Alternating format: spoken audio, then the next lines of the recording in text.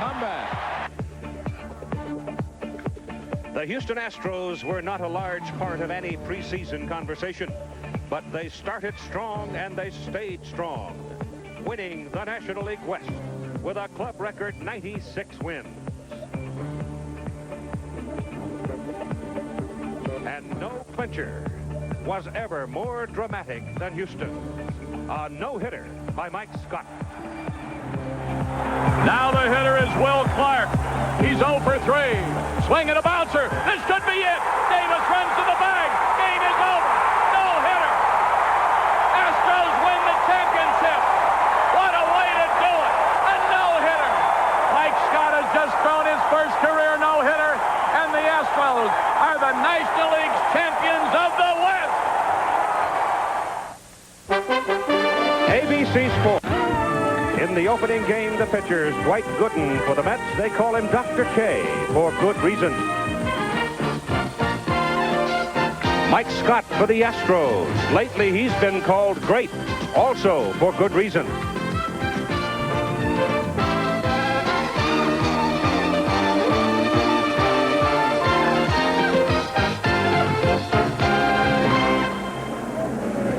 When it opened in April 1965, it was called the eighth wonder of the world, the Astrodome. It was so impressive, even the name of the primary tenant was changed from Colt 45s to the Houston Astros. That's part of the compromise, I guess, of moving the game of baseball indoors. Hello again, everybody. I'm Keith Jackson, and welcome to the 1976 National League Championship Series. As you know, I am sure this, for the second year, is a best of 7, and many people feel this matchup between the Astros and the Mets could well go the limit. These two teams came into being in 1962. The Mets have been to 2 World Series. They won in 69, they lost in 73. The Astros have never been to the World Series. They were the Western Division champions in 1980, but they lost in 5 games to the Philadelphia Phillies, one of the great playoff series of all time. And one picture still sticks in my mind in the aftermath of that exciting series. It was this. Outfielder, the brilliant outfielder of the Houston Astros, Jose Cruz, sitting all by himself, tears running down his face after the great effort. So close, but just 1 run short. And I should tell you, it is still a burr under the saddle of 6 of these Houston Astros who took part. We'll talk specifics about this series with Tim McCarver in just a moment.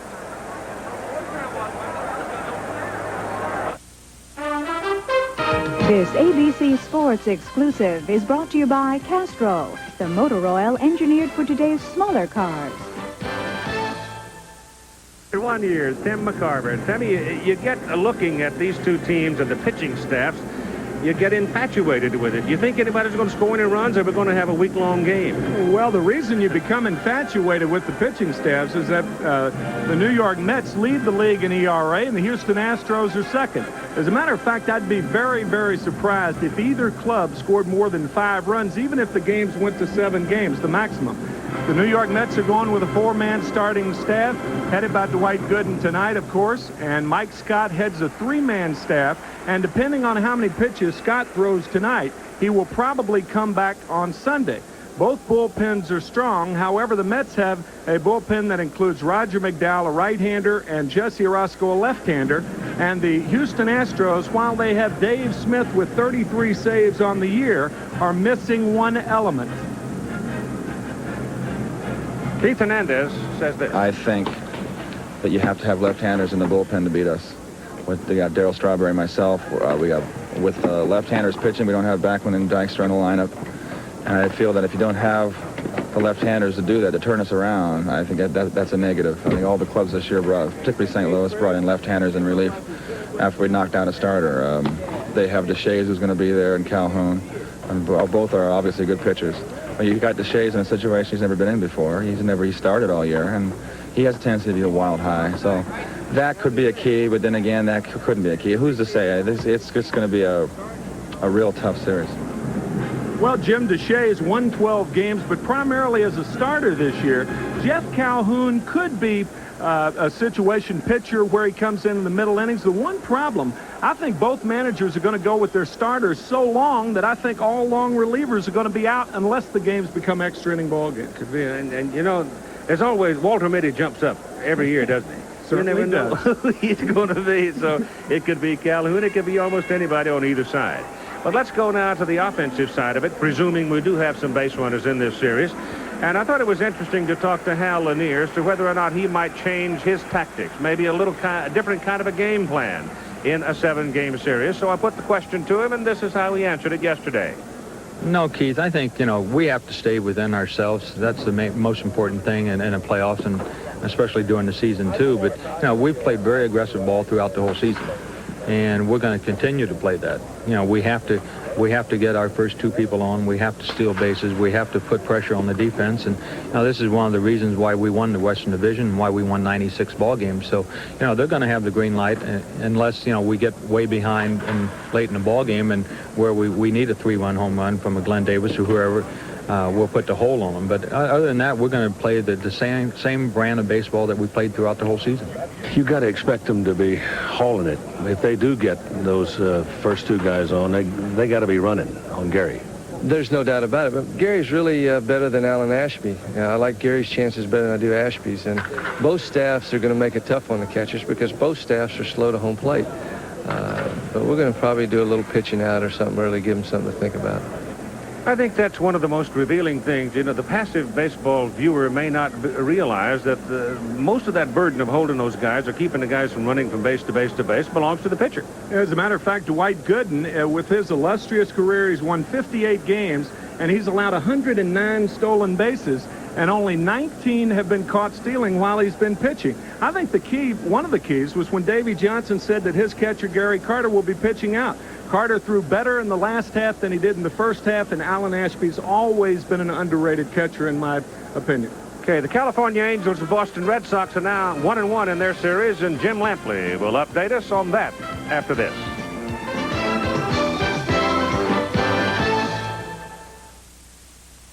Green Bay, Wisconsin, 20 below. Reds of the Houston Astros, and tonight they play Game 1 in the 1986 National League Championship Series.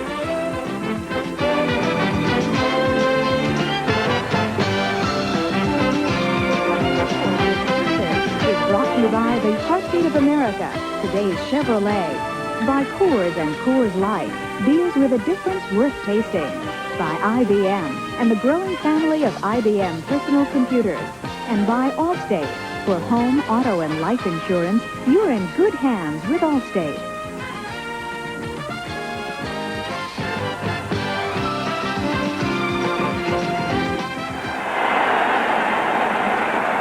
We're standing by for the introduction of the starters in tonight's ball game. The other players are being introduced at this time. And Tim McCarver, I expect when the Met starters are introduced, this Houston crowd's going to jump on them. In case you don't know, they had a little thing down here earlier in the year in which 4 players got into a scuffle at a bar with some of the Houston police. And the players lost. And there's been a to-do about it. 2 of them arraigned, and they're coming back down here for a trial, I guess, later this year, probably in November. But all that did was help to season the rivalry between these 2 people in a building that I guess ranks as one of the loudest in the country. As a matter of fact, it started a rivalry that was non-existent up until that time. The one thing about this ballpark, the noise cannot escape. It gets very, very loud here. All right, now here are the introduction of the starting players for tonight's ball game. The PA announcer is J. Fred Duckett. And now here are the starting lineups for Game 1 of the National League Championship Series for the Eastern Division champion Mets. The manager, number 5, Davey Johnson. Leading off, igniter of the Mets offense. He stole 31 bases. Number 4, center fielder Len Dykstra. Batting second, he hit a career-high 320 during the regular season. Number 6, second baseman Wally Backman. Batting third, he finished among the league leaders in batting average, hits, runs, and game-winning RBIs. Number 17, first baseman Keith Hernandez. Batting fourth, the only Mets player to knock in 100 or more runs in 2 seasons. Number 8, catcher Gary Carter. Batting fifth, he became the first National Leaguer to be voted a starter on the All-Star team in each of his first 3 Major League seasons. Number 18, right fielder Darryl Strawberry. Batting sixth, he's been with the Mets longer than any other current Mets player. Number 1, left fielder Mookie Wilson. Batting seventh, eighth leading hitter in the National League. Number 22, third baseman Ray Knight. Batting eighth, he hit .280 in the last 33 games of the season. Number 3, shortstop Rafael Santana. Batting ninth and warming up in the bullpen, the 1985 Cy Young Award winner, number 16, Dwight Gooden.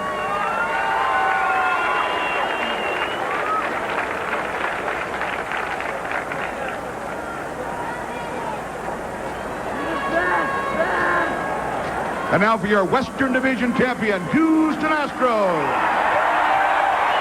The manager, number 22, Hal Lanier. Leading off, he was second on the club and eighth in the National League in stolen bases, number 28, center fielder Billy Paxton. And second, he led the Astros in walks, runs, and stolen bases, number 19, second baseman Bill Doran. Batting third, he set career highs in every offensive category this season, number 29, third baseman Denny Walling. Batting fourth, the second Astro ever to hit 30 home runs in a season, number 27, first baseman Glenn Davis. Batting fifth, he had the fourth highest batting average in the National League, number 17, right fielder Calvin Vine.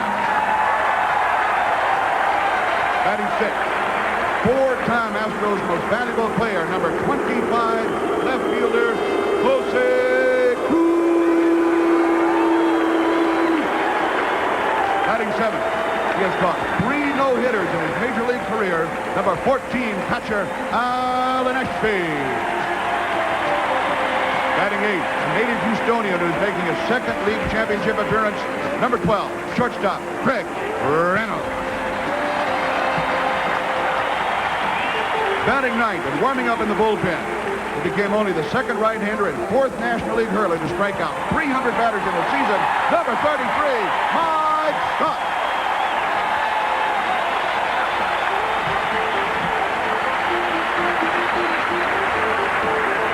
Now, ladies and gentlemen, if you will please remain standing to the presentation of the colors by the Texas Army National Guard.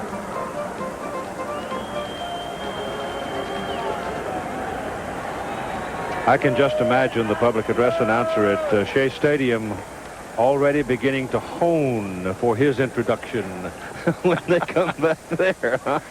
Michael White now will sing the national anthem.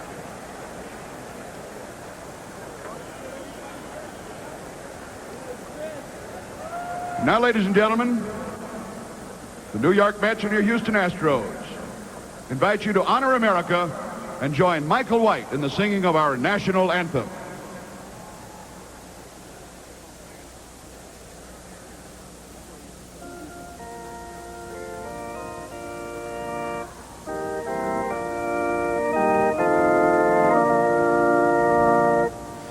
Oh, say, can you see by the dawn's early light what so proudly we hailed at the twilight's last gleaming, whose broad stripes and bright stars through the perilous fight for the ramparts we watched were so gallantly streaming, and the rockets' red glare, bombs bursting in air, gave proof through the night that our flag was still there.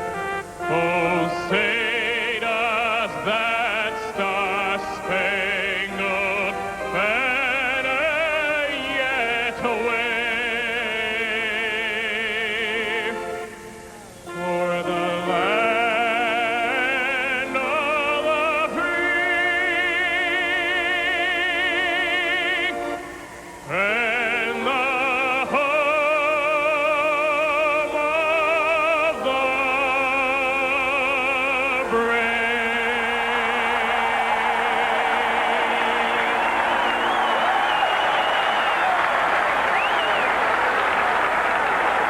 been a pretty good year in the city of Houston. They had the Rockets playing for the NBA championship, and now they've got the Astros going for the National League pennant.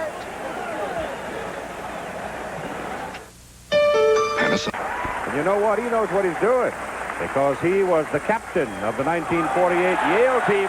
Wait a minute, I take it back.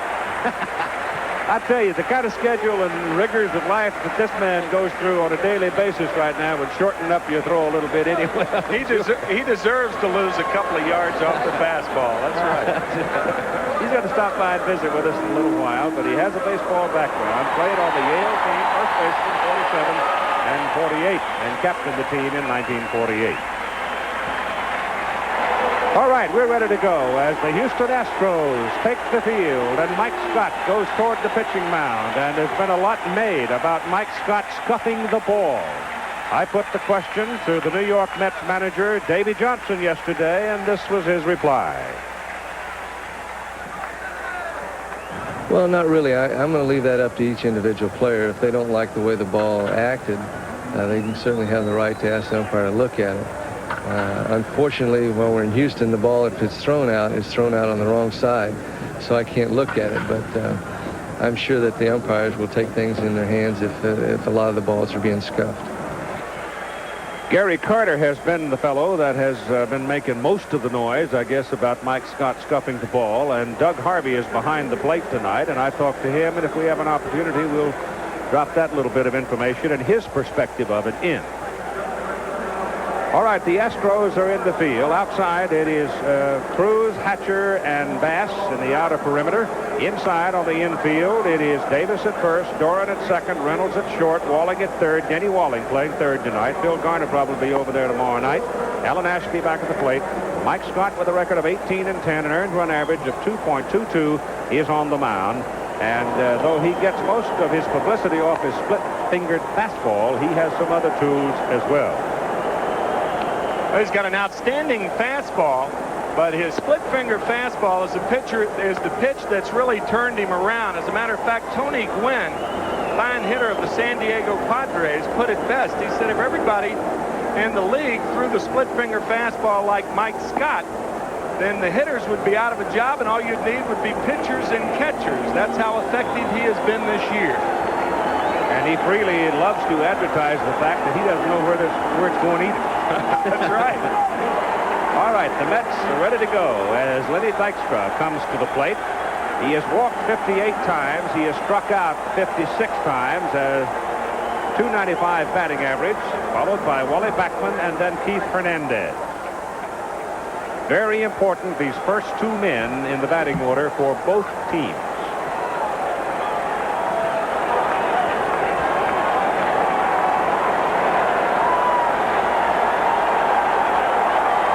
Third baseman Walling comes in. Dykstra loves to punt it. Rolls it sharply down to first. Glenn Davis picks it up and tags him out. You've got one away on one pitch. Glenn Davis actually in front of first base. And that's where infielders align themselves. The first baseman playing in even with the line, and the third baseman way in. And that was no contest. Dykstra tried to get that ball in the direction of the second baseman and hit the seam between the pitcher and the first baseman, but was unsuccessful. They play on the artificial surface here, the rug, but this is not a hot rug. It is not like Cincinnati. It is not like Philadelphia. The ball just simply does not ricochet and gain momentum on this turf, artificial turf, like it does in some other ballparks. Now it is Wally Backman. Hits the ball to the shortstop Reynolds. Craig handles it, his throw across, pulls him off the bag. Error on the throw by Reynolds. Backman has speed, and he went hustling down the line, and the Mets have the first base runner of the series with Keith Hernandez coming to the plate. Well, once Craig Reynolds takes the step back to field the ball, he's back on his heels. Now when he plants, he takes a little bit too much time, and he makes a high throw, and Backman beats the throw. Once you take that step back, then you're beaten, especially with a guy who can run like Backman. Al Lanier passing some information onto the field. The coaches for New York: Bud Harrelson at third, Bill Robinson at first, And poison for a lot of ball clubs is at the plate. Keith Hernandez. See the numbers for Keith. He's also a rather patient fellow. He's walked 94 times this year, struck out only 69 times.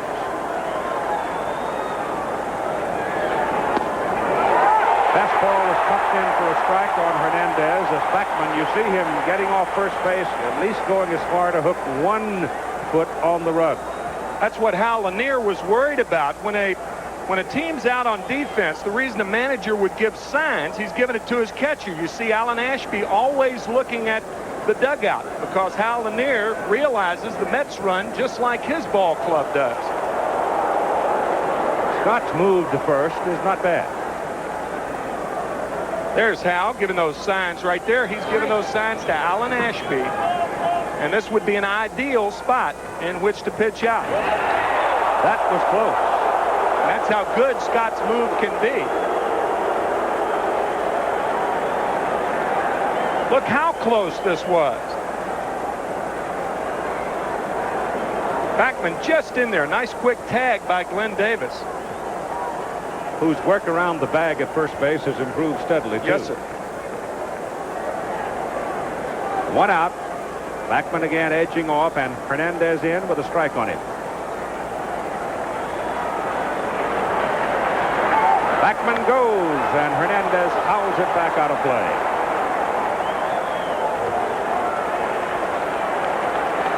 Wally wound it up pretty quick that time. He had a fair jump. And it was the hit and run, and you saw Lanier with the signs with Alan Ashby, and it really becomes a guessing game between the catcher and the hitter, or the catcher and manager tandem and the hitter. Gary Carter is the man on deck. 2-strike count on Keith Hernandez.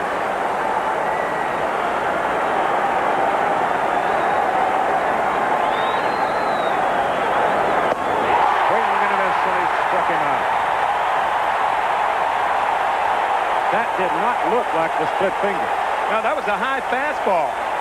And you don't often see Hernandez go for a pitch out of the strike zone, but you will notice that Dwight Gooden and Mike Scott with their fastballs are very, very effective up in the strike zone. Gooden's the same way. Now Gary Carter. He's been the big noise with 105 runs batted in and 24 home runs for the Mets this season. Strong had good rest while he was on injured. The injured list. And there's your split-fingered fastball. Just dove off the table, and Gary swung and missed it. Throws it just like his fastball, same motion, but he's got to come over the top of it to get it into the strike zone.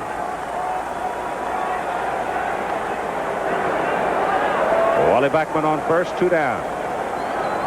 Not quite as bold now. He's not out on the rug, and Scott chases him back one more time.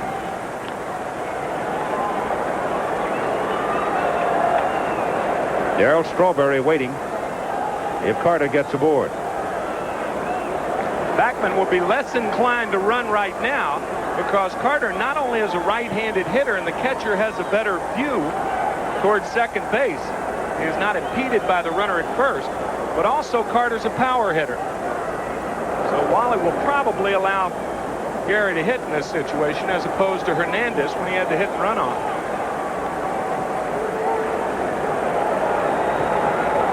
Jose Cruz way back in left field for Carter. Hatcher deep in center. They move the fences in some here at the Dome. The ball does crawl over it more often.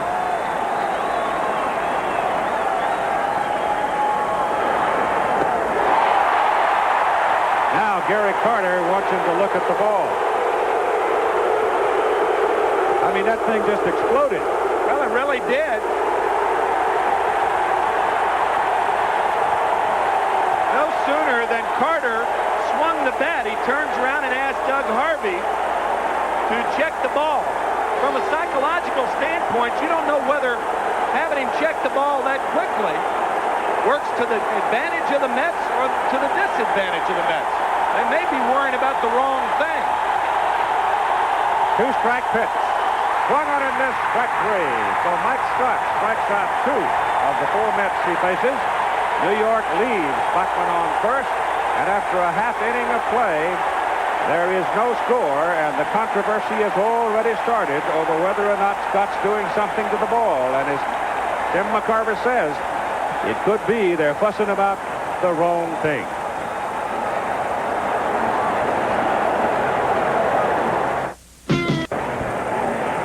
We'll go now to the bottom of the first inning. For the Houston Astros, the New York Mets defensively will line up this way. In left field, Mookie Wilson, Lynn Dykstra center, Darryl Strawberry right.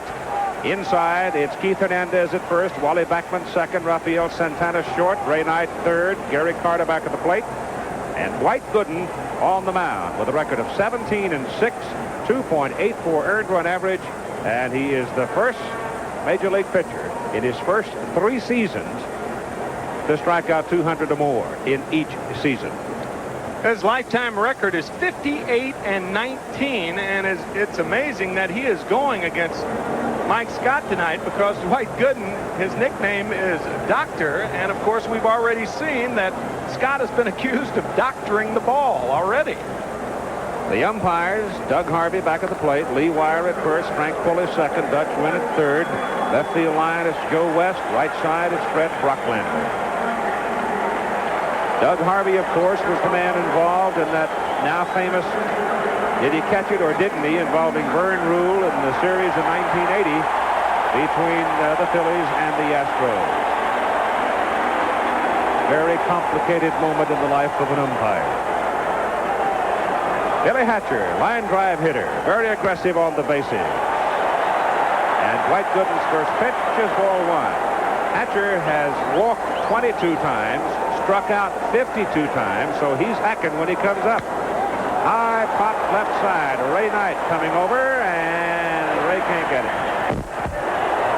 Ray Knight, of course, was a member of the Houston Astros organization before he went on to New York, and at times it seemed he was going to blossom in Houston, but he never did.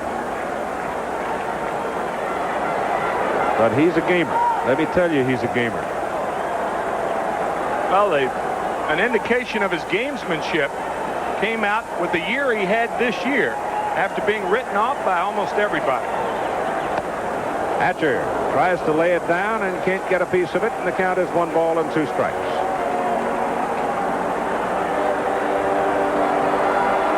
What a moment for a 21-year-old, huh?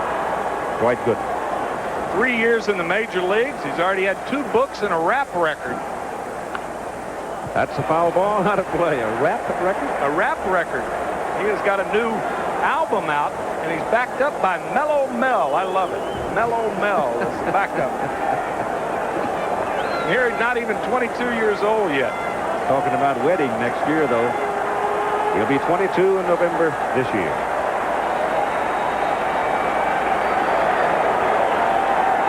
A 1 ball, 2 strike count to Billy Hatcher. Foul back. When it's working for him, a wicked, wicked curveball.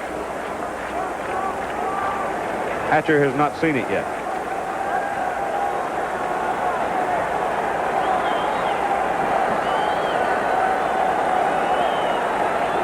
Dennis Menke coaching at third, Matt Galante at first for Houston. Hatcher hits the ball to left field.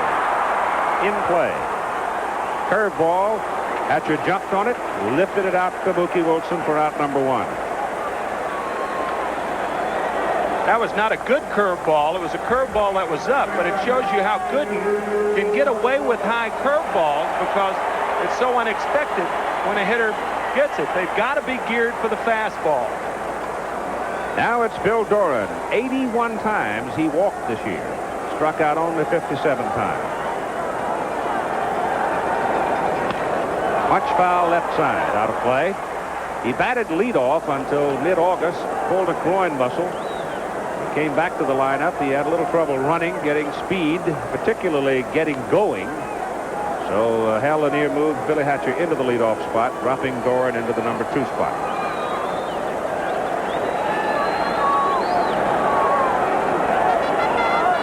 Denny Walling is on deck, waiting for a chance. And Gooden is lowered away.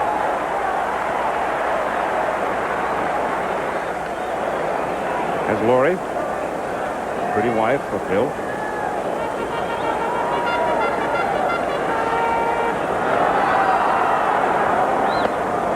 Pitch is high. 2 balls, 1 strike. Give you some idea of the matchup you're looking at right now.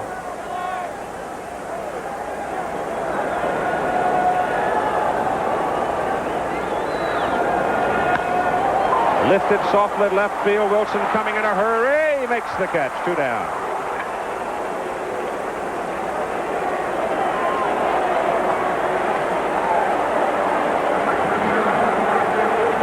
Now Denny Wally, guy that's got a half a dozen gloves in his locker. He can play almost any place for you. He went on a tear, finished the season strong, batting .312 with 13 home runs and 58 runs batted in.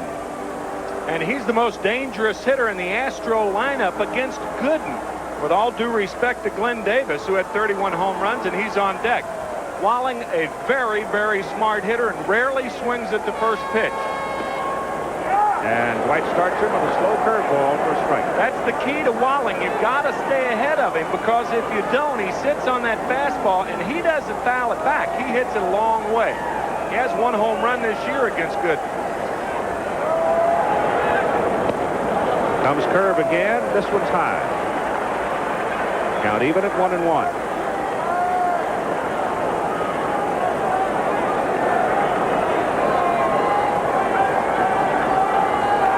Strawberry showing respect in right. He's well back.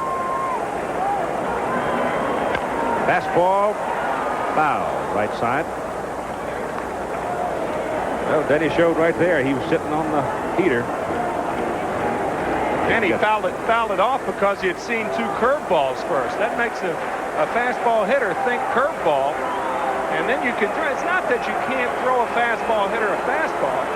That's absurd. But when you do it, you want to do it after showing him something else.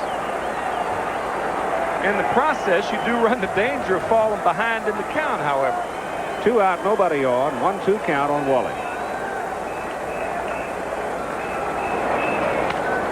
Fly ball, left field. Mookie Wilson off a broken back fly ball makes the catch. So Mookie gets all 3 putouts in the bottom of the first inning. We played 1 at the Astrodome, and there is no score between the Mets and the Astros.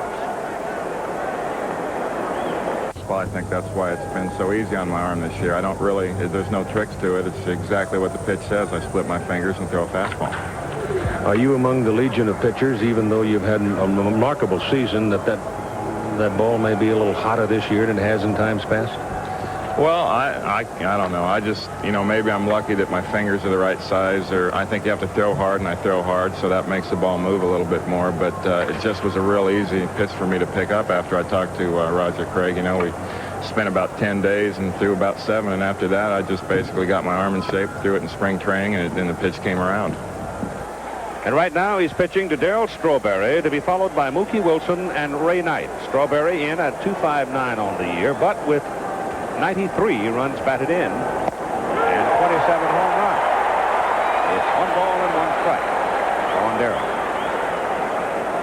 Another interesting thing about Strawberry, with that long stroke that he has, he did strike out 141 times this year. Yeah, with that long stroke, if he connects with a lot of power. Watch how he curls that bat from this angle. Just outside.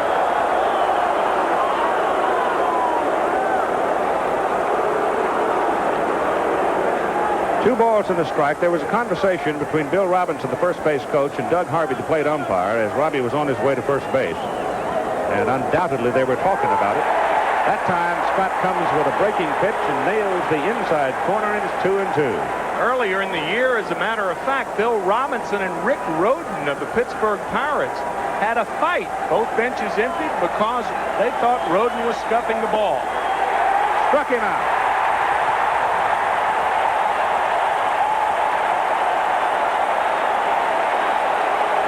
He looks tough.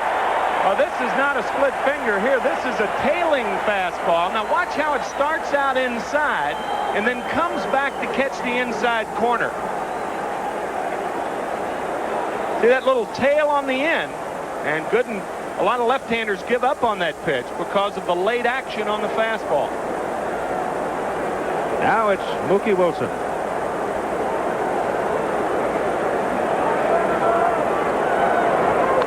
Foul back. He jumped on the fastball on the first pitch. Mookie at 289.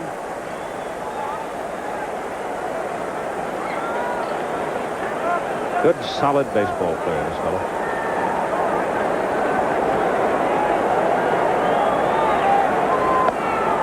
Inside. He was moved from center to left field, as many of you in the New York area, or those who follow the Mets, know well. He didn't say anything about it. Went over, did the best he could, because they needed to make some room for Dykstra. That shot foul. And it almost picked off somebody in the photographer's pin down there. But Mookie's been all over the lineup this year. He's been 1, 2, 5, 6, 7. And he just came, checked the lineup, and went to work.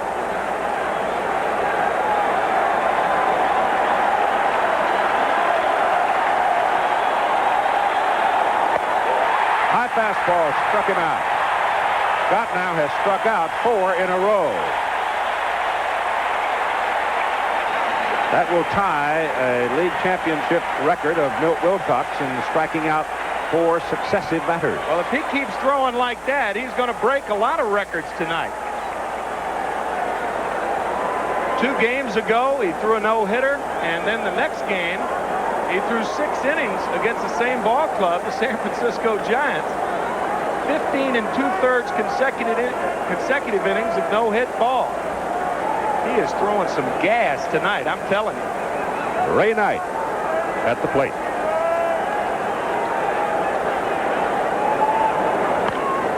Foul ball, right side. Ray Knight is one of those who gives the split finger business little thought. He just looks for a pitch he can hit. That may be the best way to approach it. Go worrying about it, you've just added to your burden. Lifted to center. Hatcher coming. Makes the catch.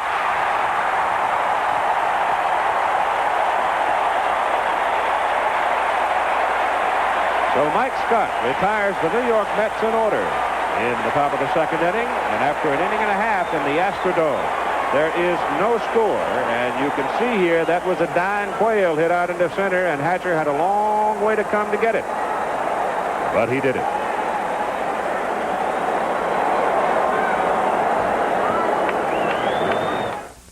Home runs and 101 runs batted in for Houston this year. Kevin Bass will follow, and then Jose Cruz. High fly ball, deep center field. Dykstra going back to the wall. It's gone.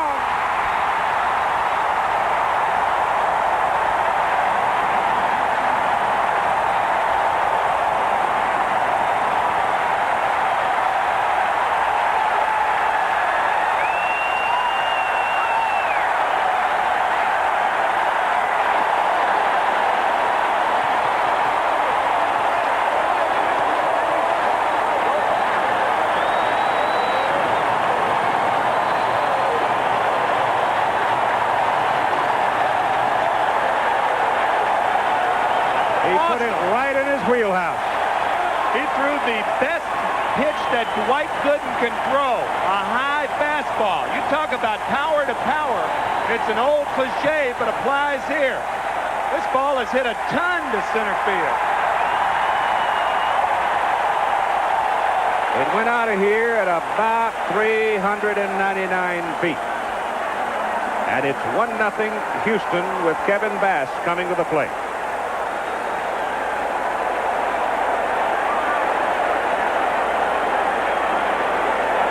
Tell you what a great story Glenn Davis is. Suicidal tendencies as a teenager, taken in by the parents of Storm Davis, the pitcher for the Baltimore Orioles. Makes him obviously Storm's stepbrother. Also playing with a plate and screws in his right arm from a high school football injury, but he's settled in and is on his way to stardom. Is he ever? Kevin Bass, another bright star for these Houston Astros, stands in and takes a pitch whistled in from Dwight Gooden for a strike. Switch hitter. His best power side is the right side. But he's quite strong, has good bat speed, and he's got good foot speed.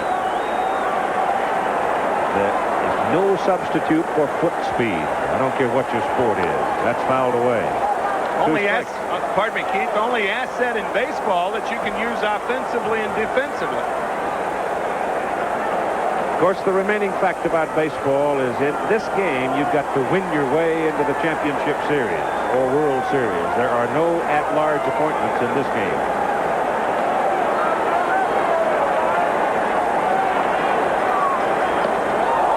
Almost nailed it.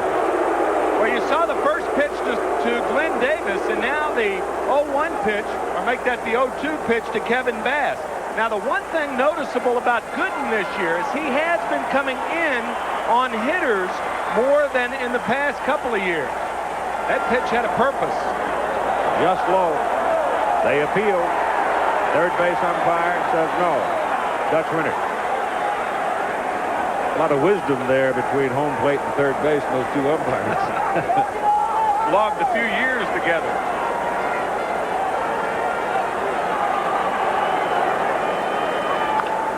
Ball is bounced, foul down the first base side. So the count holds at 2 balls and 2 strikes with Jose Cruz. I think one of the least known stars of today's baseball generation. Man has had a brilliant career.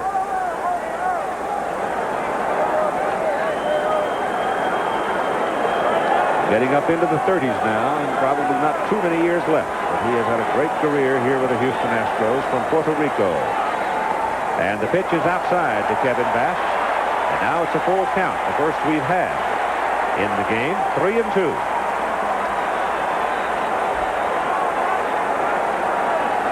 Glenn Davis home run, giving Houston the lead 1-0.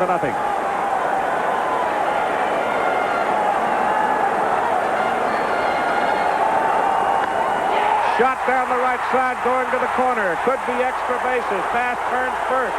Well played by Strawberry in the corner, and it's a double for Bass.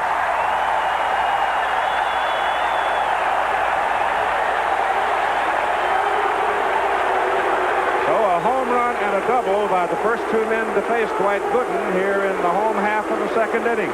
Well, a 3-2 count. You notice how Hernandez plays off the line. He plays all hitters off the line because he figures that balls down the line are doubles or extra base hits. It's up to the pitcher and catcher to keep the ball away from the line. And now Cruz will go with the pitch wherever it is. Swings through the fastball and misses, and that was in about the same location where Davis lost it. Yeah, this is one of those overrated situations in baseball where you say you've got a left-handed pull hitter with nobody out and a runner on second base, and you ought to give yourself up to get him over. I'd rather have a guy swinging the bat as well as Cruz try to get him in, not get him over. He unwound on that one, and he goes that way again. It's a looping fly ball to center field. Dykstra comes in a hurry, and Bass has to go back to second base. Again, the speed of Dykstra coming to play on that soft little fly ball looped out into center. Jose Cruz is in the position where he's one of the RBI men. And with a guy like Cruz, you don't want him getting a guy over for the bottom part of the order. If it's Wally Backman getting a runner over for Keith Hernandez, or one of the 1-2 and table setter type hitters for the middle 3, well, that's a different story, but not in that situation. Alan Ashby, the catcher, .245 average. He's a switch hitter. And Dwight Gooden starts him with a curveball. And again, this is a hitter where you want to change speeds on him, keep him off balance. He will sit on the fastball.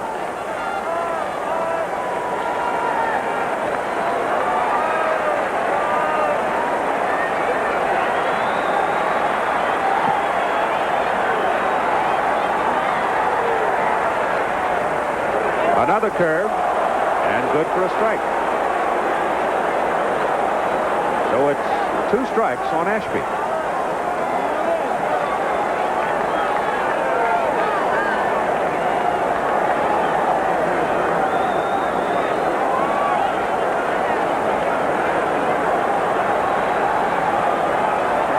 Pesky hitter down at the bottom of the Houston order.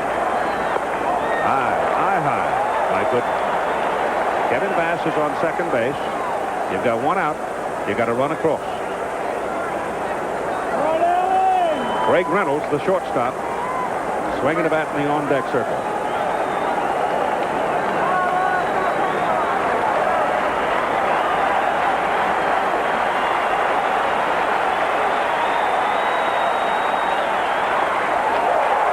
Way up with that one.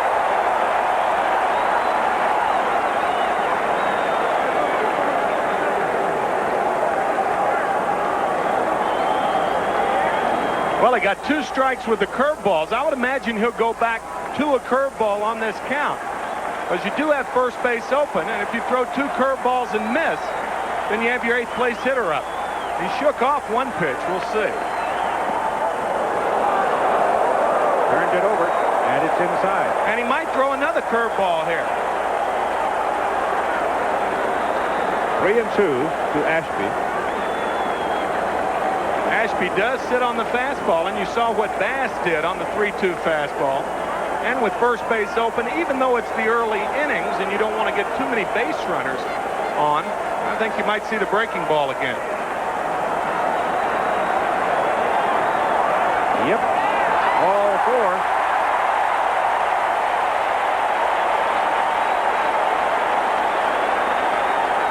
Now comes Craig Reynolds, one of those 6 that endured and persevered and came up just short of 1980. This guy can be dangerous, though. He beat Roger McDowell, one of only 4 players to hit a home runs off the sinking ball or relief specialist with the Mets. Beat him in a home run, and that was the game that Gooden and Scott had worked. Scott carried a 4-0 lead into the 9th inning, the only time those 2 have faced each other this year, and Reynolds won it in the bottom of the 9th with a homer off McDowell. And he'll have a rip. He'll have a rip if it's a fastball.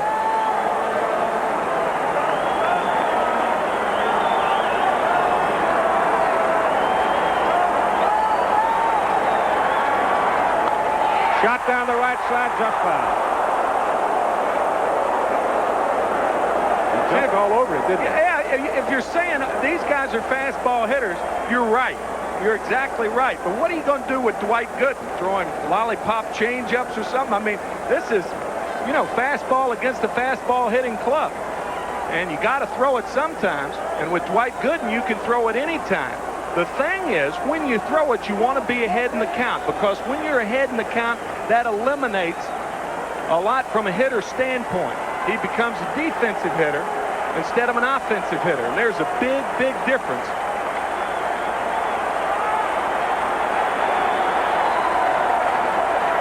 One strike pitch is high and away. Well, Glenn Davis said it yesterday, and talking about Gooden, he said if he makes a mistake, normally it'll be with a curveball, because if he makes a mistake with his fastball, it's coming so confounded fast you can't hit it anyhow. But he did, didn't he? He certainly did. It's like saying one of the Mets is a split-finger fastball hitter, and you don't want to throw it if you're Mike Scott. No way. You throw that to anybody with a stick in his hand.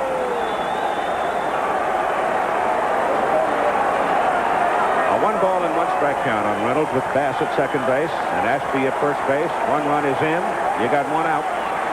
The pitcher Scott waiting on deck, and Gooden is high and away.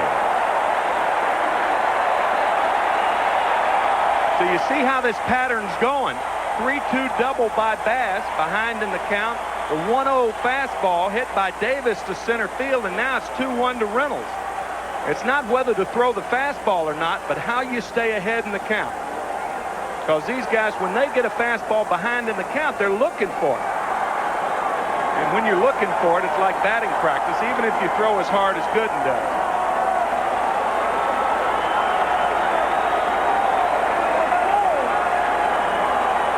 2-1 pitch. Change, soft curve, Broke it nicely over the inside corner. It's 2 balls and 2 strikes. Well, there's your difference there, I think, in the maturity of Dwight Gooden. He's pitching instead of throwing. He's been doing that since he was 19 years old, throwing curveballs behind in the count, and that was a mighty, mighty big pitch right there.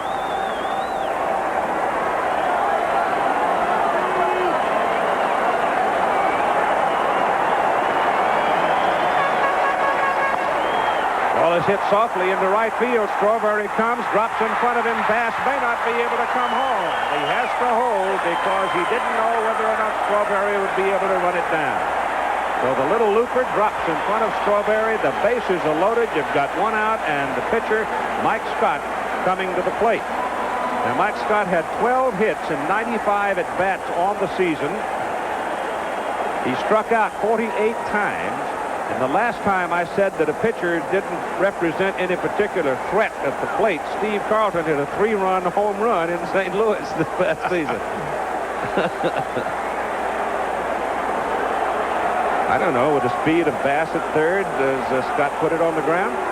Well, not only put it on the ground, you might think about a sacrifice here. Usually situations like this are relegated for later innings, but with Scott throwing as well as he's been throwing, I wouldn't at all rule out the possibility of a sacrifice. And there's Hal Lanier, and we'll see. Well, it'll be an all-out squeeze because the folks are all over the bases, and Bass now starts creeping down the line at third. Dennis Menke, the third base coach for Houston. Dwight Gooden up to his armpits in trouble right here with 1 out. 1 run in. Strike 1.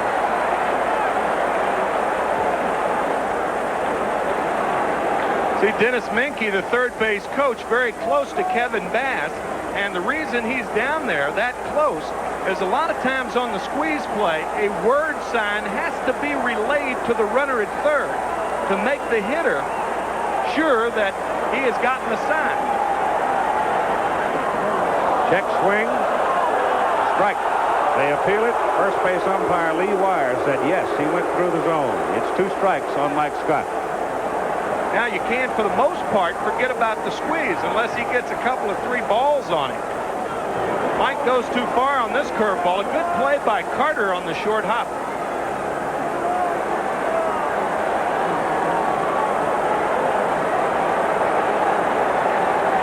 Little difference here with a pitcher at the plate, whereas in the American League you have the DH. How true. Swings and misses and strikes out. That is the first strikeout for Dwight Gooden in the ball game. You've got 2 out now. The bases are still loaded, and here's the top of the order, Billy Hatcher.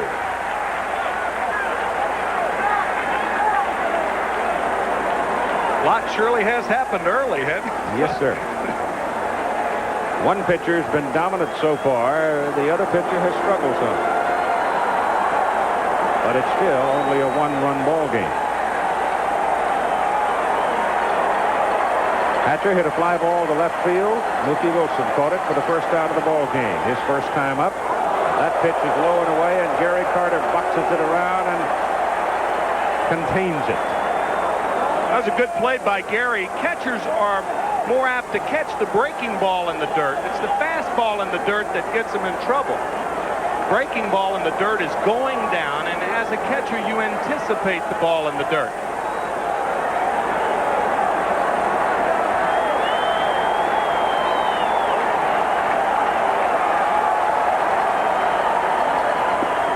That pitch is on the outside corner and good for a called strike. That was just pure heat. Bill Doran is on deck.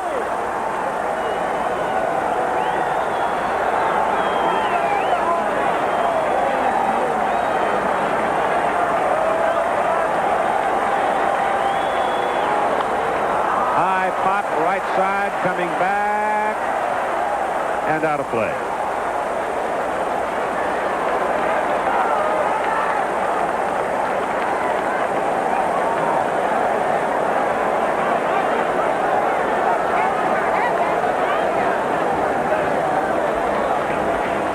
This is a ballpark that's tailor-made for the line drive hitters, and the Houston lineup is loaded with them, including the fellow at the state, Billy Hatcher. A favorable graphic for the Houston Astros, isn't it? Spells pitching, for one thing. Hatcher swings and hits another one to the right side, and it's going to curl back into the crowd out of play. They've won 37 out of 41 when they've scored the first run, but the Mets have come from behind 39 times. That's the other side of the coin. But the Astros have come from behind 39 times also. The leaders in the National League come from behind wins. The San Francisco Giants, who had a marvelous year under Roger Craig. He certainly has something to do with this ball game, doesn't he? Looking at the base runner, Bass is over at third, Ashby at second, and Reynolds at first. And the count is 1 ball and 2 strikes on Billy Hatcher with 2 down.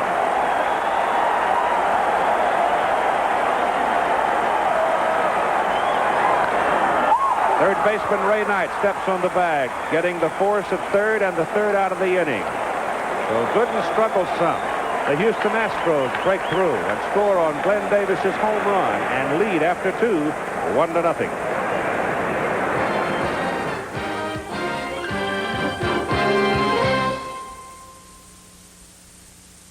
Guess what? Our presentation of CFA College football this Saturday following game number 3 between the Mets and the Astros, the top-ranked Miami Hurricanes at Morgantown, West Virginia. That's not always an easy stop. But Don Neyland's Mountaineers having a little trouble this year. And the old traditional over in the Cotton Bowl in Dallas with the State Fair going on, Oklahoma, Texas. That'll be about 3 o'clock on Saturday here on ABC. Now for the New York Mets. As we go to the top of the third inning, it'll be Rafael Santana, Dwight Gooden, and then the top of the order, Lynn Dykstra. Santana, the shortstop, takes a strike from Mike Scott with a batting average of .218. Glove is so good they can tolerate a .218 average. Strike 2. Dwight Scott's got his neck bowed, doesn't he? Coming right at him. Got his fingers bowed, too.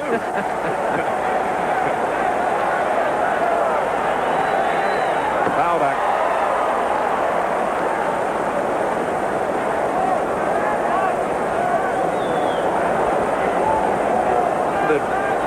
The irony of Roger Craig teaching Mike Scott the split-fingered fastball, of course, is it's against San Francisco that he nails his no-hitter. Yeah. And clincher. Oh, great play by Billy Doran.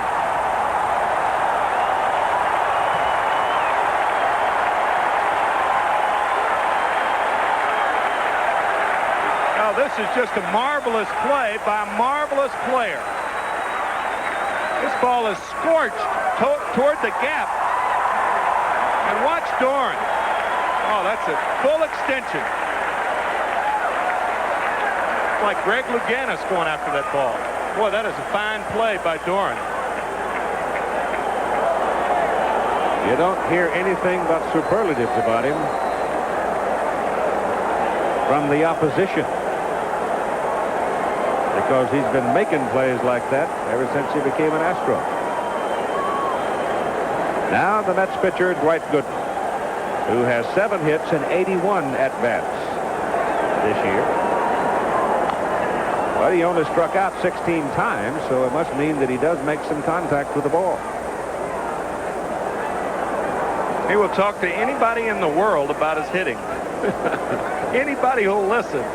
He loves to talk about hitting. And would prefer to bat left-handed. But the Mets management, with that right arm of his, no way he's going to expose it. Strike 2. As we mentioned, he's contemplating, in fact, it is scheduled. I shouldn't say he's contemplating. It is scheduled, the wedding in November. Colleen Pearson, his high school sweetheart. They're wed in Tampa. That's fouled away to the right. They're going to be wed November 15th. And Carlene's birthday is November 13th, and Dwight's birthday is November 16th. So they're sandwiching that. They met in church back in 1982. Pitch is just outside.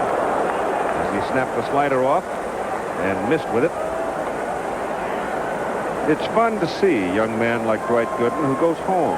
When the season is done, he puts on his overalls, relaxes, and then he goes back into his training regimen and gets ready to go back to work. And he swings and misses, striking out. So that is 5 strikeouts now for Mike Scott. Well, Dwight's not going to put his overalls on after this, but he's going to go home with that fastball. I'll tell you. Great Scott, he has been that this year. Certainly the front runner for the Cy Young Award. You have Fernando Valenzuela also with 21 wins. Lynn Dykstra bounced out to the first baseman on the first pitch of the ball game. One of the things about this fellow Scott, though, as we noted early before we came on the air, we were perusing through the stats. Bouncing ball out to the second baseman Doran. He throws out Dykstra to fire the side. But 8 of the 10 losses by Mike Scott this year were by 1 run. 1-0 Houston.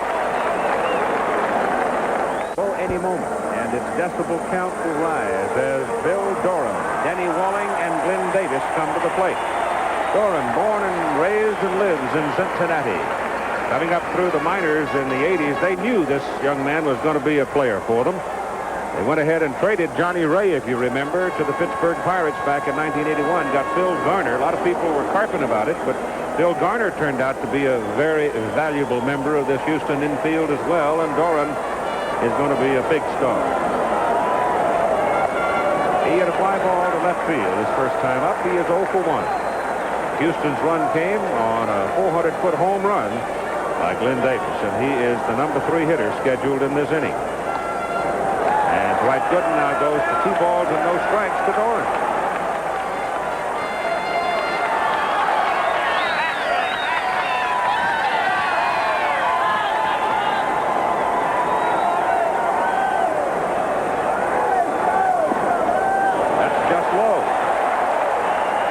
Davis homered, Bass doubled, Gooden walked Ashby, Reynolds a soft single.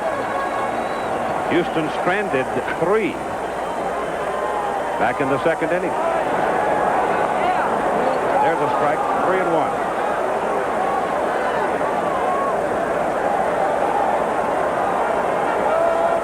Both teams came into this series on a 5-game winning streak. Doran pulls it foul down the right side. The Astros won 15 of their last 19, and the Mets won 11 of their last 13. So both came in on an up note. Mind you, the 1969 season, the first year of divisional play, when the Mets and the Atlanta Braves met each other, both having 9-game winning streaks. 3-2 pitch. Sharply down the right side. Great play. Hernandez. Gooden covers it, and Hernandez throws him out. Is there anybody better over there? No. I've never seen anybody better. Watch this play by Hernandez. He's playing him the same place he was playing Kevin Bass. Great extension. Now he throws from his knees. State-of-the-art first baseman. Yes, sir. Now Denny Walling. 0 for 1.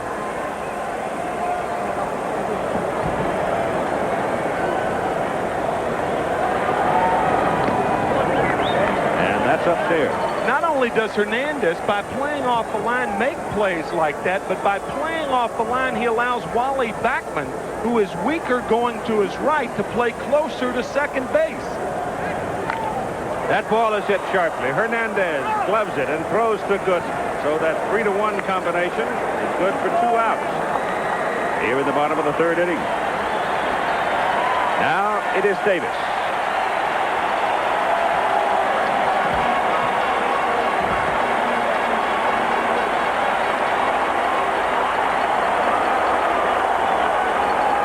Crowd comes up for it. Glenn Davis with a home run at 400 feet in the second inning.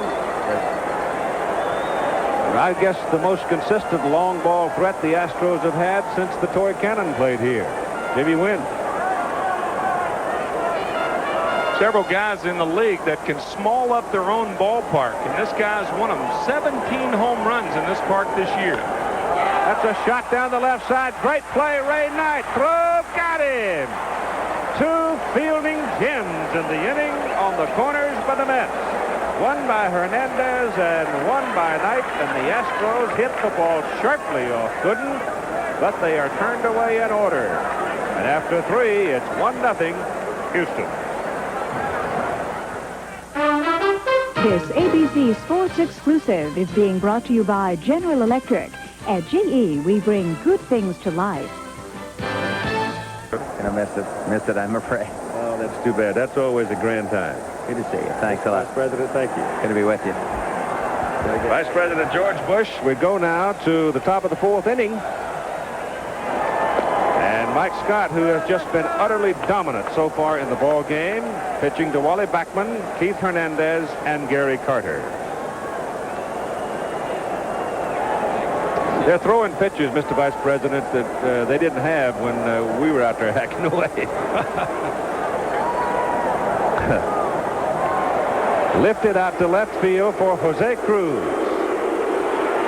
And he makes the catch for out number 1. Thank you, sir.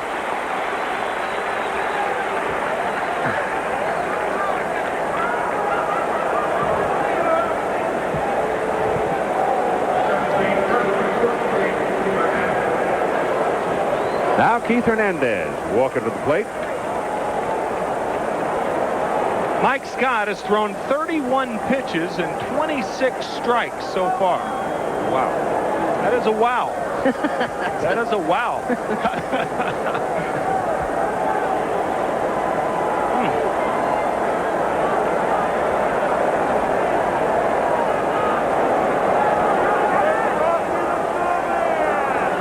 Gary Carter is the 3rd man scheduled to come in this inning.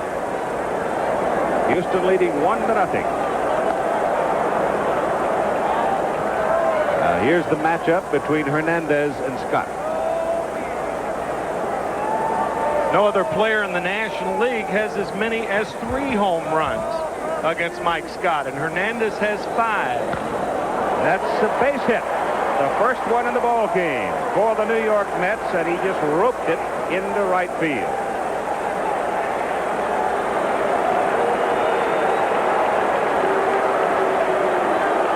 Well, the 1-0 count again. Mike Scott, I say again, a situation in which a pitcher has fallen behind.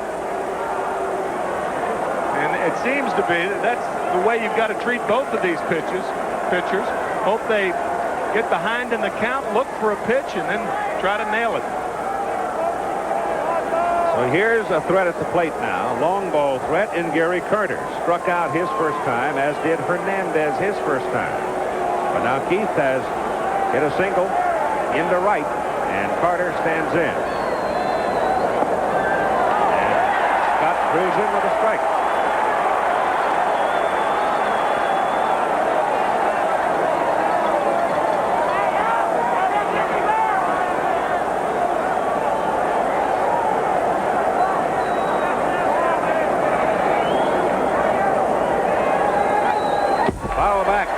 Gary had his cut. He had a fastball up and didn't get it. He's not going to get that pitch again either. He's going to get split finger fastballs, especially the way Gary reacted to those pitches his first time up. Scott ahead. 2 strikes. Hernandez off first. 1 out.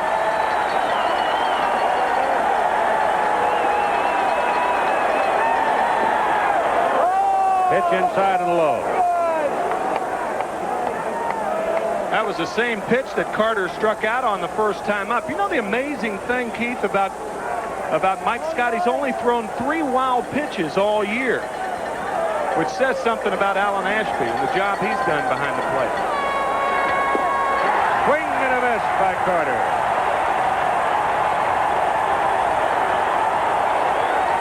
Two down. That's 6 strikeouts now for Scott. Well, this pitch is just unhittable.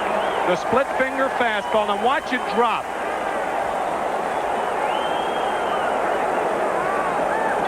Darryl Strawberry with 2 down, and Keith Hernandez on first base in the top of the 4th inning, and it's outside.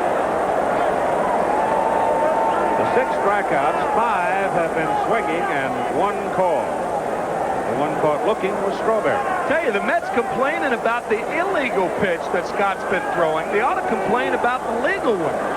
That's a split finger fastball.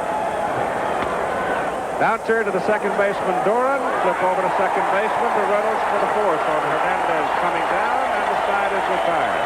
But the Mets pick up their first hit of the ball game. In the middle of the fourth, it's 1-0 Astros.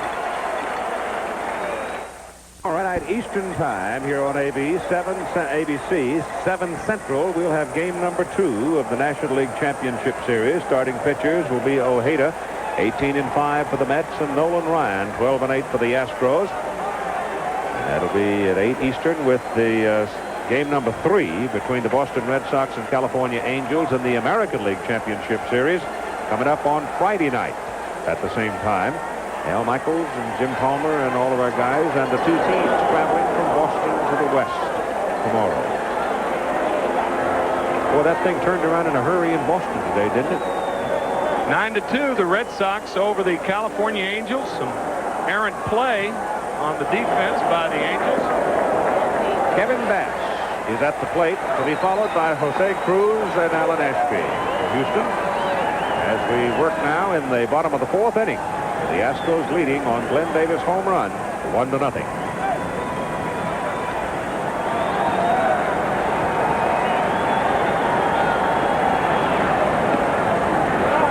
On the inside corner, Gooden's tough inning was the second. He had the bases loaded with 1 out, having given up a home run and a double, and worked himself out of the jam as the Astros stranded 3. Ball is bounced to Keith Hernandez, and another good play by the Mets first baseman for out number 1.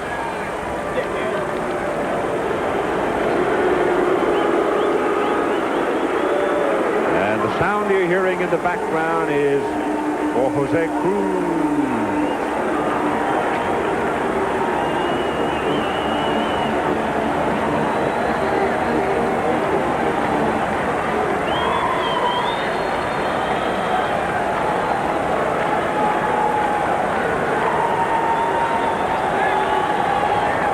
Breaking pitch for ball 1. Jose is now 39 years of age. And he's not only played for the Astros for the last 12 years, he's played winter ball 16 straight years. He's played year-round for 16 straight years. Ball is punched to left field for a base hit. 1 hop to Mookie Wilson, and Cruz is aboard. That's base hit number 4 for Houston.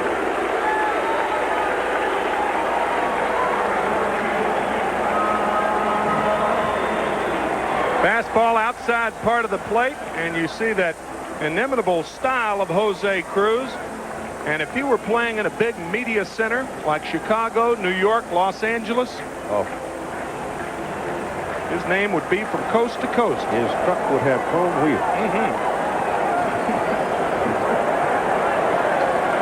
Alan Ashby at the plate now with 1 out. Shot to right, base hit. Cruz turns at second. Strawberry picks it up in a hurry and whips it back in. Back-to-back singles now. Cruz stopping at second. Ashby's on first. And Craig Reynolds coming to the plate while Gary Carter and company go to the mound to have a visit. Mel Stottlemyre is standing there with Davy Johnson. Mel, of course, great pitcher for the Yankees in his playing days. And Davy Johnson has all the confidence in the world. He let Stottlemyre handle that staff.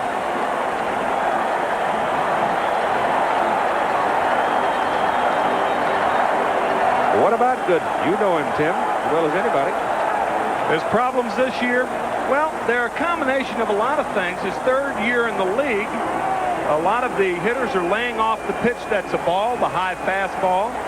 And Gooden has talked about trying to carry the load earlier in the year. He got his mechanics messed up. He started striding too far. Runners take an edge, and the pitch pitcher, Craig Reynolds, is fouled back, and he jumped on that fastball again. I think a lot of baseball people, when they talk about a pitcher overthrowing, what they really mean is that he's overstriding, consequently not getting on top of the ball. You hear that expression so many times. That certainly was one of the problems this year. Early wildness in the count and counts, which he has shown tonight, and yet he trails only 1-0.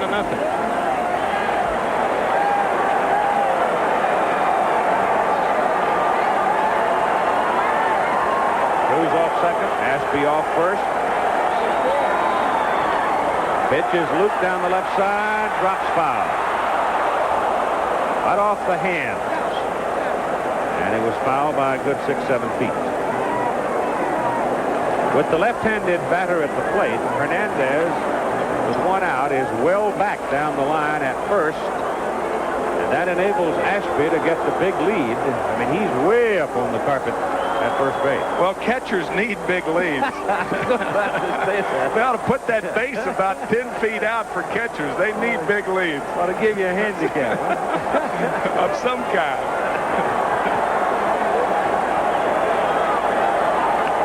Two strikes on Reynolds with Scott on deck.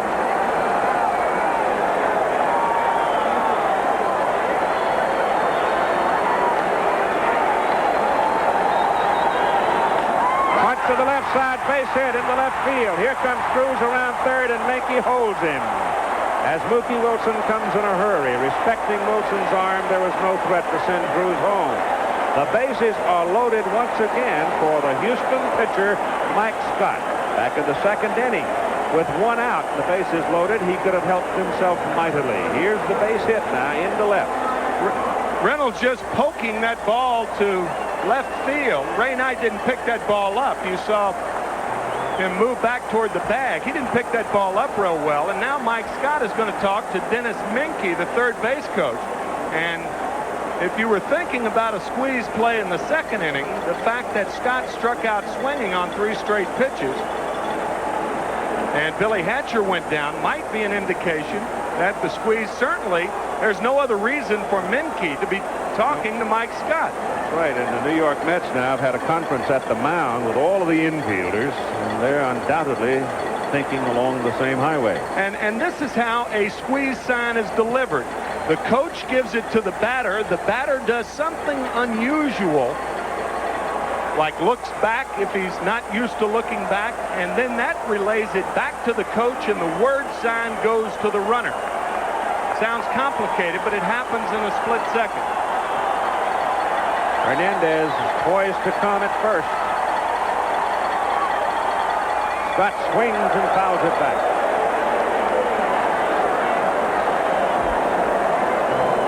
The speed of the runner at third base is insignificant in a squeeze play. As a matter of fact, Eddie Stanky used to tell us when he was training us about what to do on a squeeze, to take one step back toward third to prevent from breaking too soon. Scott swung away at the first pitch. And now Gooden bluffs Cruz back toward third. Jose is not the Jose of a few years ago in foot speed either. And he has had arthroscopy earlier this year. Comes down the line. The pitch to Scott. Lifted right side, foul, and into the crowd. And Gooden has the edge of 2 strikes on Mike Scott. Well, he's certainly been in position in successive at-bats to really help himself, hasn't he? He certainly has. That might spur him to spend a little more time in the cage in the spring.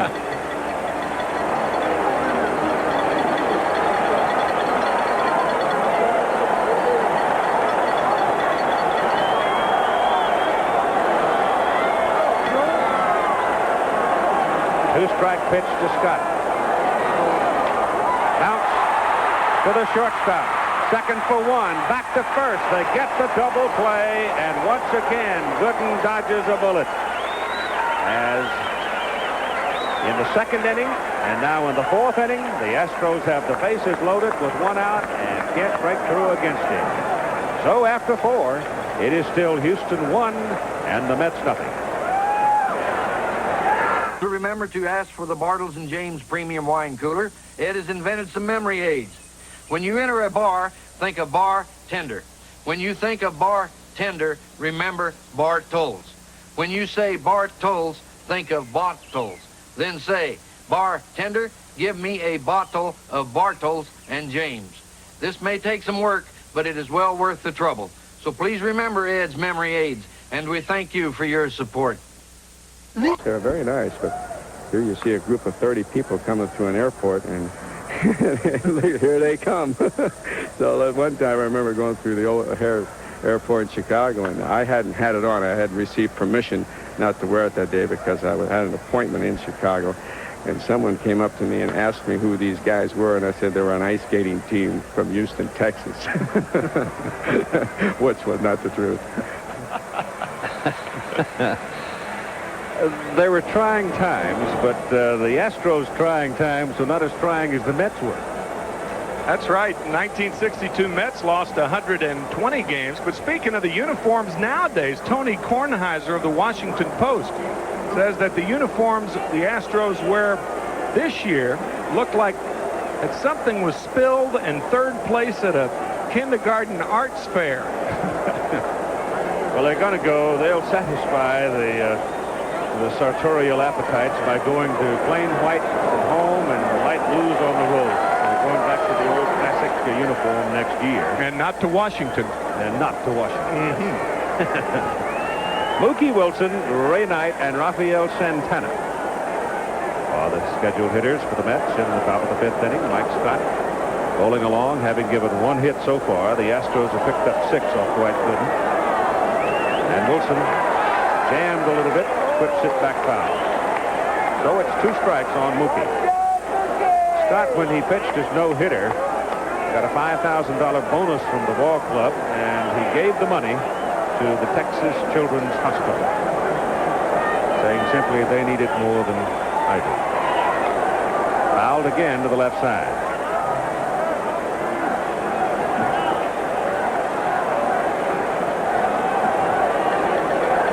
I think it's a classy ball club itself. Classy people on this ball club in many, many ways.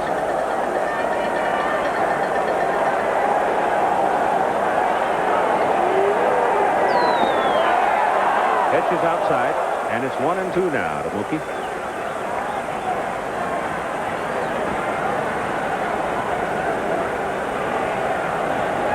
They were classy before, but the difference this year, they've been classy and good. Yep.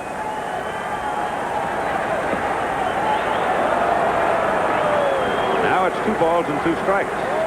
Wilson leading off for New York in the top of the 5th inning.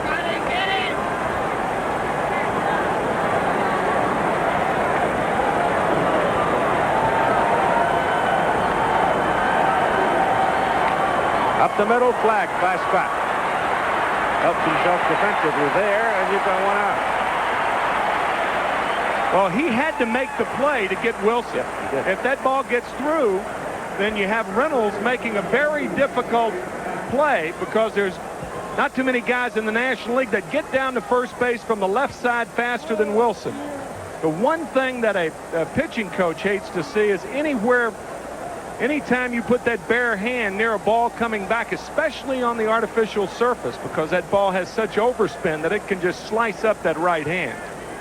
Ray Knight hits it long and deep down the left side, but we foul. That's an upper decker. Yeah. Holy cow. That would have been a home run in a round park. Ray, of course, the husband of Nancy Lopez Knight. Outside with that pitch. I would imagine, in fact, Ray confirmed that they have some interesting conversations in talking about the mechanics of the swings in their respective sport, of course. Nancy, the brilliant lady golfer. And there are different mechanics, but still at the same time, there are some similarities as well. It's 1 ball and 2 strikes now. The mayor of Houston, Kathy Whitmire, enjoying what's happening in her city right now. And if the Astros beat the Mets in this 4 out of 7 series, Kathy's picture will adorn the backdrop on the David Letterman show. Swing and a miss. And that's strikeout number 7 for Mike Scott. 2 down for the Mets. And it's Rafael Santana. Over the top. And the over-the-top swing is what you get a lot of times when you're trying to hit that split-finger fastball because it goes down so dramatically.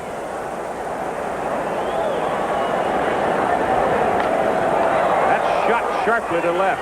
1 bounce to Cruz. And Santana, who had scorched a liner that Doran made a great play on his first time up, nailed this one sharply.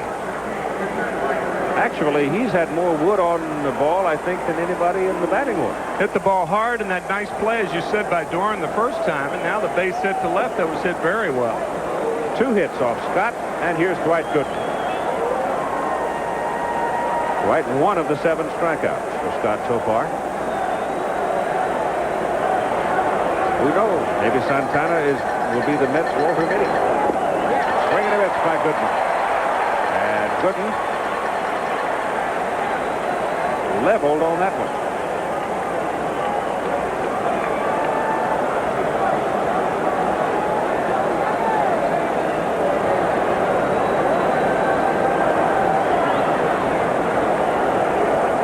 Strike 2.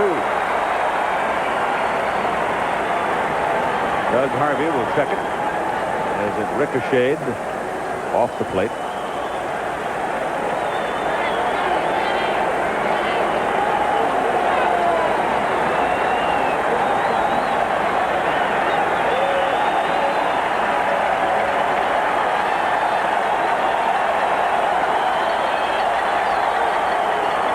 Fisted to the right side for Doran.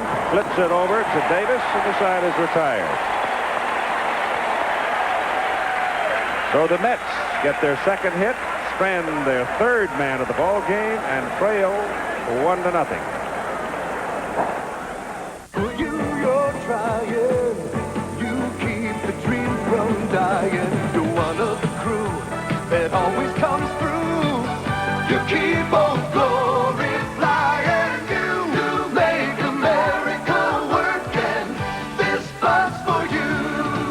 Budweiser salutes all the men and women in uniform who proudly serve this great country. This bud's for you. We move now to the bottom of the 5th inning in the opening game of the National League Championship Series for 1986. Houston Astros are leading 1-0 over the New York Mets, and the top of the order for Houston, Billy Hatcher, Bill Doran, and Danny Walling. Dwight Gooden has had 2 innings of struggle. The 2nd and the 4th. Breaking pitch is too high. Al Lanier, the manager of these Astros, his rookie season, came here. He had a ball club, literally, that was moving base to base. But he had just finished 5 years with Whitey Herzog. And he brought a lot of Whitey's philosophy with him. Al Lanier, of course, the son of Max Lanier, who pitched in a couple of World Series in the 40s. Left-hander. Gooden now goes to 3 balls and no strikes. Well, with the exception of the 1st and 3rd innings, Dwight's pattern has been to fall behind the first hitter. And that is a dangerous pattern that eventually catches up to you. He has the pitch on the outside corner, and it was on the black. It wasn't anywhere near the heart of the plate, but he got the call from Doug Harvey. You might see Hatcher take another pitch because the 3-2 pitch is going to be the same as the 3-1. Outside, ball 4. That's the 2nd walk given by Gooden.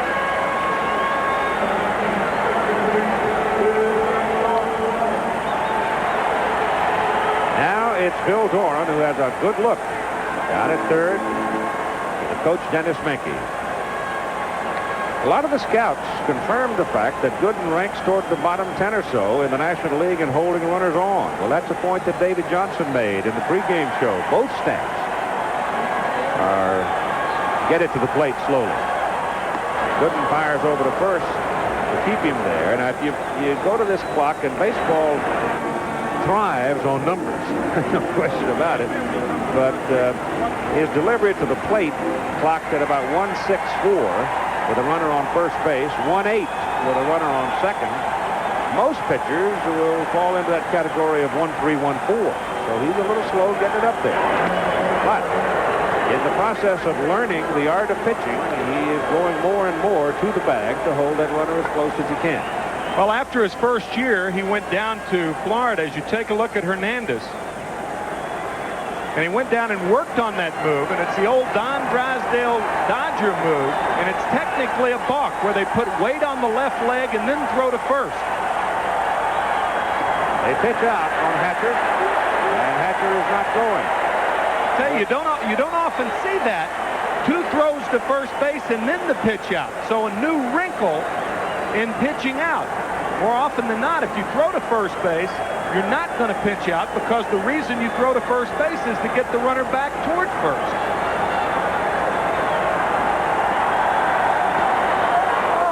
Hatcher back on his tummy. Of course, at the same time, that base runner, lulled by the norm, might be thinking he's thrown over here twice. Now he's going to go to the plate, and I'm going to go to second. He was lulled by something then.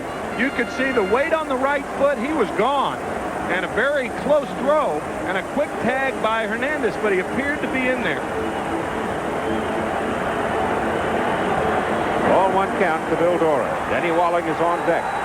Houston leading 1-0. Batting in the bottom of the 5th inning. And Gooden continues to chase Hatcher at first base.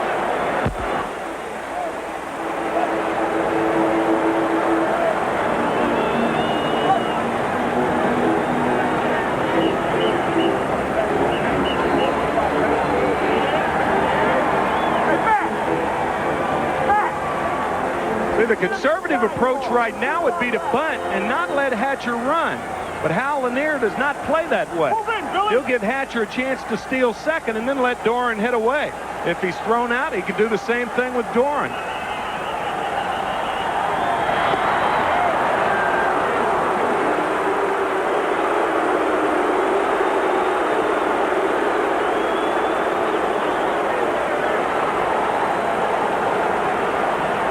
See, Hatcher's got a couple of gloves in his hand. Well, that's cushion for that hand. You like to have something in that hand when you go sliding into the bag. To keep the hand closed and not open. Right. Beat up the fingers. He goes. Pitches inside. Carter throws. Bounces off Hatcher and rolls out in behind the shortstop position. So Hatcher steals second base. And he stole second base on as good a throw as you'll see. Gary Carter on a very difficult chance. Watch how he has to go inside for the pitch.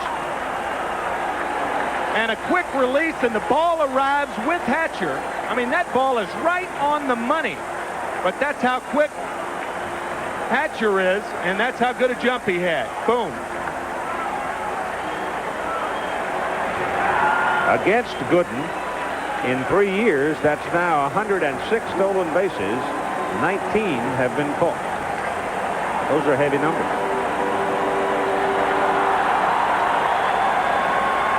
Now Doran has a chance to drive the ball. 2 balls and no strike count on him. Hits it hard, but foul. Down the right side, and he got all of it. See, the whole key is getting ahead of the hitters. You remember back in the second inning, the double by Bass, the home run by Glenn Davis, the 1-0 pitch and the 3-2 pitch, and now the 2-0 pitch. You're going to get a lot of balls hit hard if you continue to fall behind, and that's what Gooden has done.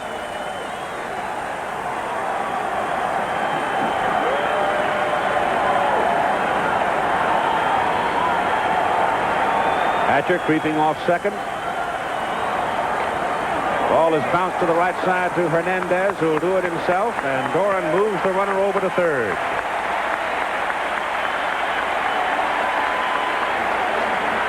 Now with one out, here is Denny Walling with a chance to deliver Houston's second run of the ball game.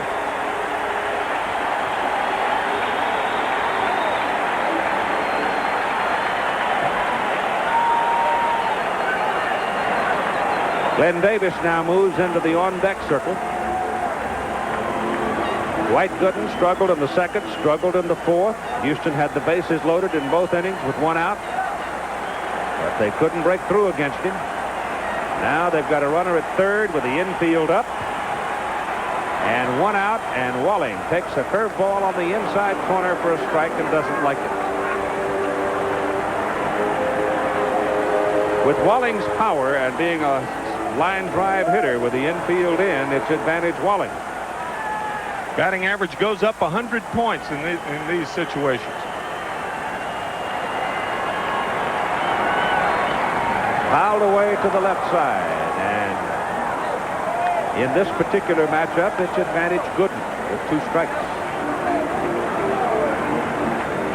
While Dwight rubs the new baseball, let's pause 5 seconds so our local stations can tell you who they are.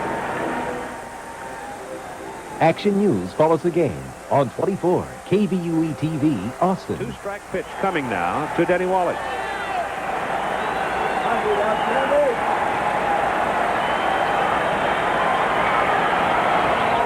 Fisted foul on the third base side. He really jammed it. Yeah, that was the pitch Gooden and Carter wanted right there, but the good hitters foul pitches like that off. Very frustrating when you get a hitter to a situation where if you make that good pitch, you're going to get him out, and then he fouls it off, and that's what Walling did then. They may come right back in there. But again, the difference when a hitter is on the defensive, it's 0-2 as opposed to 2-0. Punches it on the ground. Shortstop has it. Throw to the plate. And Hatcher is out. Out number 2, and down at first base, Walling on the fielder's choice. So the drawn-in infield in this instant pays off. Good play by Santana. Hatcher off on contact. He did not really have a good jump. If the infield's in, regardless of your speed, you've got to make sure you cheat somewhere. And usually that's getting the good jump off a third. He didn't, and it's academic. This never hurts catchers. This is no problem. Watch how Carter just prepares himself for the collision. He really never touched him. You don't have to. 2 down. The only run in the game, a leadoff home run of the second inning at 400 feet by Glenn Davis. And Davis is at the plate right now, with Walling on first base.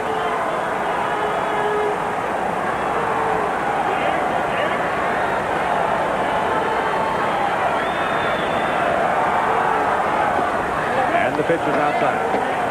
Keith, you've got to wonder if the Houston Astros continue to squander these runners at third and less than 2 outs. Yep.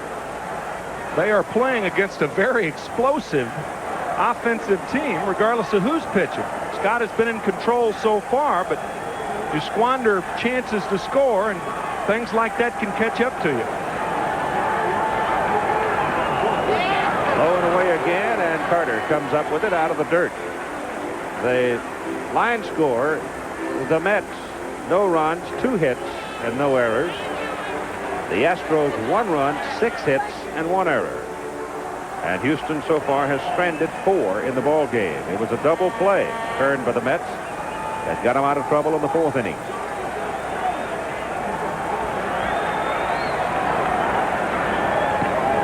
Curveball, Candy, in for a strike. It's 2-1.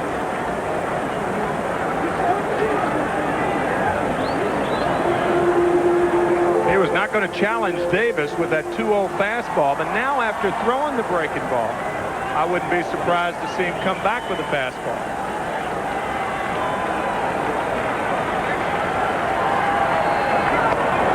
Throw to first. That's a courtesy toss right there. Walling's not going anywhere, not with Davis up.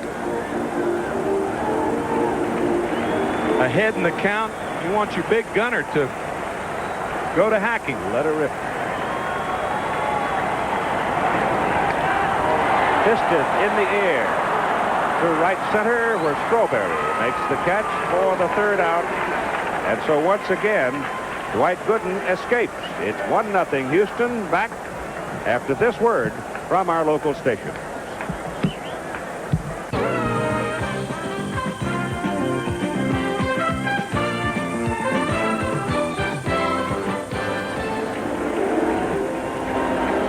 There's your line score in the ball game as we move along to the top of the 6th inning for the New York Mets, and Len Dykstra, Wally Backman, and Keith Hernandez against Mike Scott. The Mets have 2 hits. They got their first hit in the 4th inning by Hernandez. The second hit was a solid single to left by Rafael Santana. Dykstra is 0 for 2. Slides up that manhandle, showing bunt. And he will put it down because he does have good speed. He's also has a tendency sometimes, or likes to, take a whack at it. Slide the hands up the bat and then punch it. Slap at it. Got that third baseman creeping in. Denny Walling coming down the line at third. And Mike Scott now goes to 2 balls and no strikes. And that's what he did then. He was going to move up and then take a hack at it. But I'll tell you, he was out of the batter's box when he did it. Len Dykstra with those constantly moving fingers on the bat. Check him out. 2-1. And the fastball is in for the strike. Doug Harvey telling Davey Johnson he ducked under it. Check out these fingers now. 3-1. They're nervous fingers, aren't they? Mm-hmm. His feet got a little wiggle in them, too. He's busy. Talk about gamers. Here's a gamer. Here's somebody that a lot of people probably didn't even think would ever have a chance. He just got his chance and just fought his way all the way to the big leagues, and a very substantial member of these New York Mets. 3-2 now. First full count in the ball game for Mike Scott. The first one, and we are in the top of the 6th inning.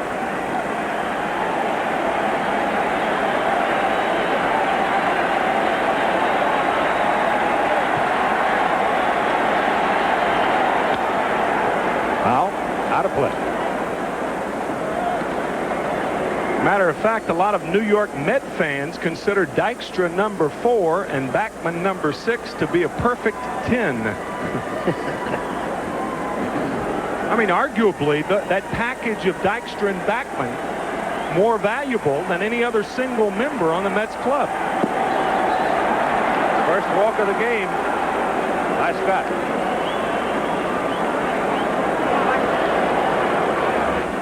And now here comes Backman. And when the Mets have scored all season long, this is the scene that you see. Backman hitting with Dykstra on first.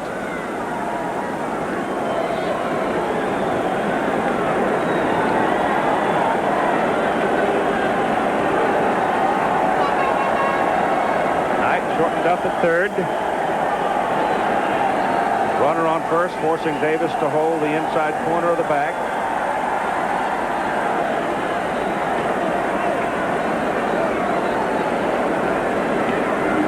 Scott intent on holding as close as possible. First time in this game that the Mets have gotten the leadoff batter on.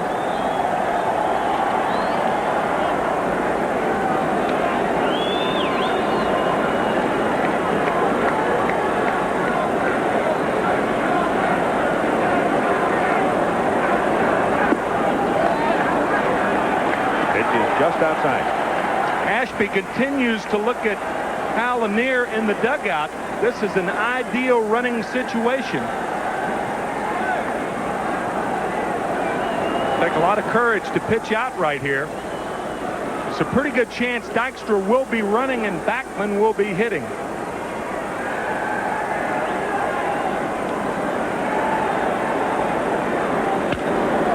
Lifted to left field. Cruz going back. Turns his back, makes it over the shoulder catch against the wall, and Dykstra has to hustle back to first.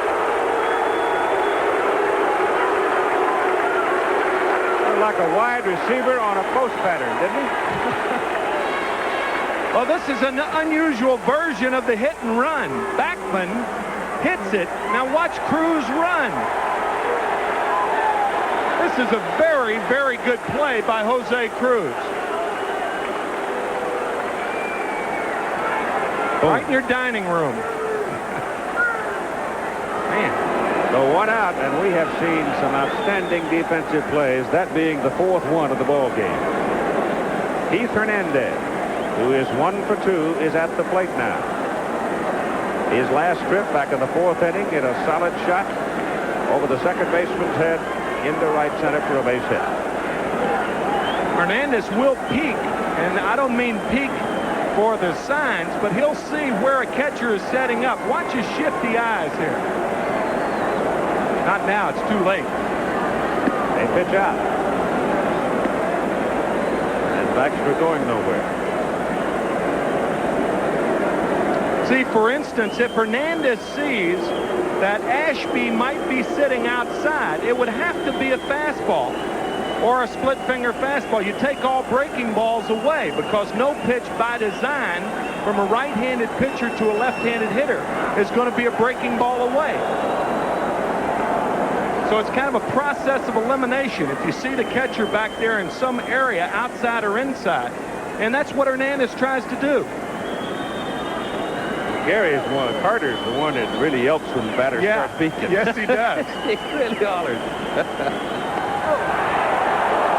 Working and keeping Baxter close at first base with 1 out.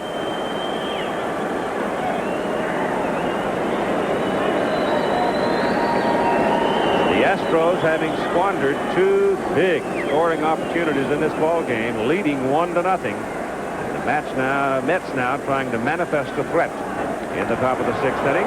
That throw was a little wild as Davis had to go over the top of Dykstra, and now Lenny wants to unload about 4 pounds of dirt out of his britches. That's an excellent play by Glenn Davis. If this ball goes in the right corner, Dykstra's on third base.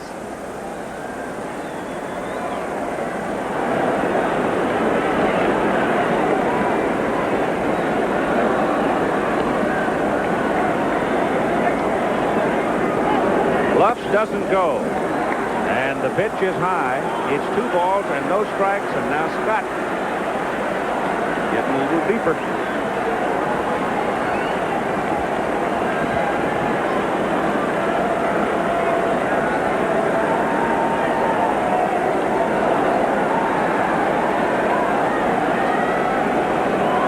Baxter walked to lead the inning. Backman chased Cruz to the wall and left, and the pitch is on the outside corner for a strike. 2-1 now on Hernandez. Keith having a long look at Bud Harrelson down at third. Bud out of the coaching box at third, sort of back of the bag. Well, the 2-1 count, probably the most ideal count on which to hit and run. Davey Johnson, a manager like Hal Lanier, who loves to put the runners in motion. Throw to first. You cannot be picked off in a hit-and-run situation. A stolen base situation, obviously you're taking more of a chance. But in a hit-and-run situation, the obligation is for the hitter to make contact, not for you to steal second. Baxter goes. Pitch is foul back. And Hernandez comes out of there jaw set because he had his pitch. Well, all a manager can do is get you a good pitch where you can drive it, where you can hit the ball hard on the ground, and that's what Davey Johnson was trying to do. He got him that pitch, and Keith missed it and fouled it back. And it's 2-2.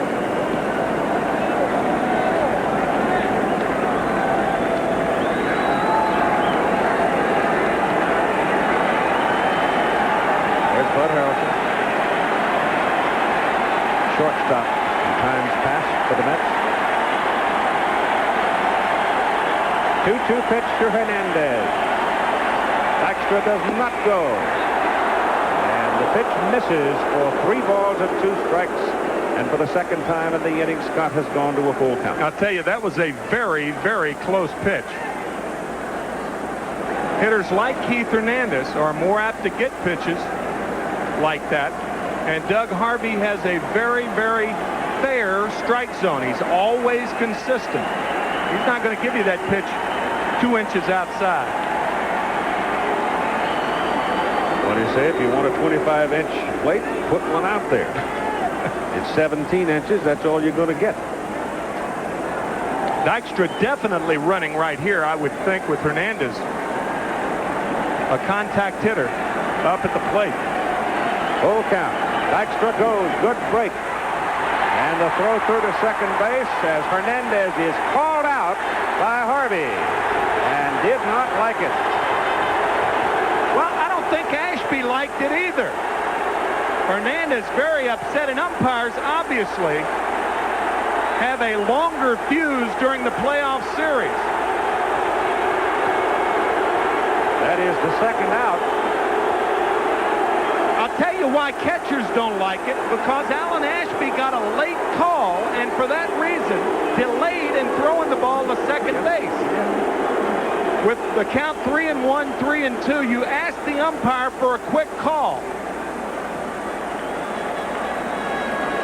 Harvey calls it a strike. Now, you can see Ashby doesn't know, so he figures I'll throw it anyway. Obviously, if it's ball 4, then he doesn't want to throw to second base. Dykstra does have a stolen base, and Hernandez is continuing.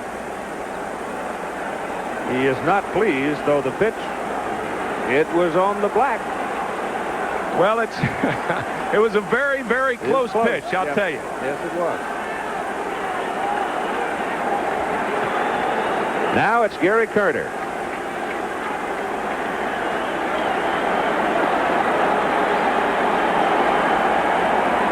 Two down, and Dykstra at second base. I think because Doug Harvey called a 2-2 pitch a ball, Hernandez felt like the 3-2 pitch should have been called a ball. 2-2 may have been more in the strike area, accepted norm at least, than 3-2. We were just talking about Doug's consistency too. But he is an excellent umpire and a very consistent umpire. Meantime, Scott has gone to ball 1 on Gary Carter. It's going to be a fastball inside. He gave location. Bouncing ball at third, foul. And I was wrong. It was not a fastball inside. It was a split finger fastball. But the one thing a catcher doesn't want to do is, with a runner on second base, in any way, shape, or form, give location. Because when you give location, it's got to be a fastball. Or, in this case, a split finger fastball. I'm kind of entertained by Darryl Strawberry creeping away from the on-deck circle, getting over as far as he thinks the law will allow so he can take a good look at what Scott's throwing up there. Get a better peek, huh? Yeah, he's creeping out there as far as he can. 1 ball and 1 strike to Carter.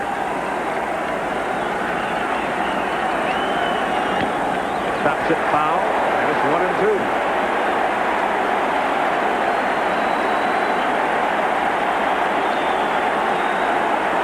Hernandez is still hot.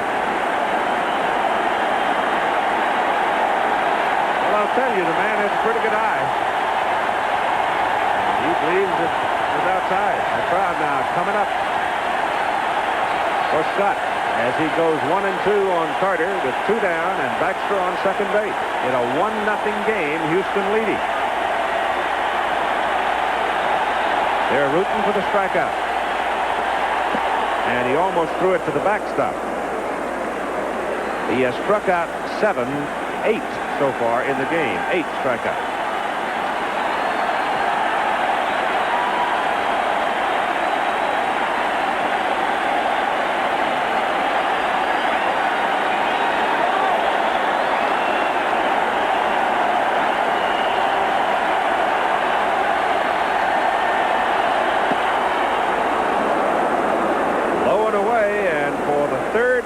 In this inning, he has gone to a full count.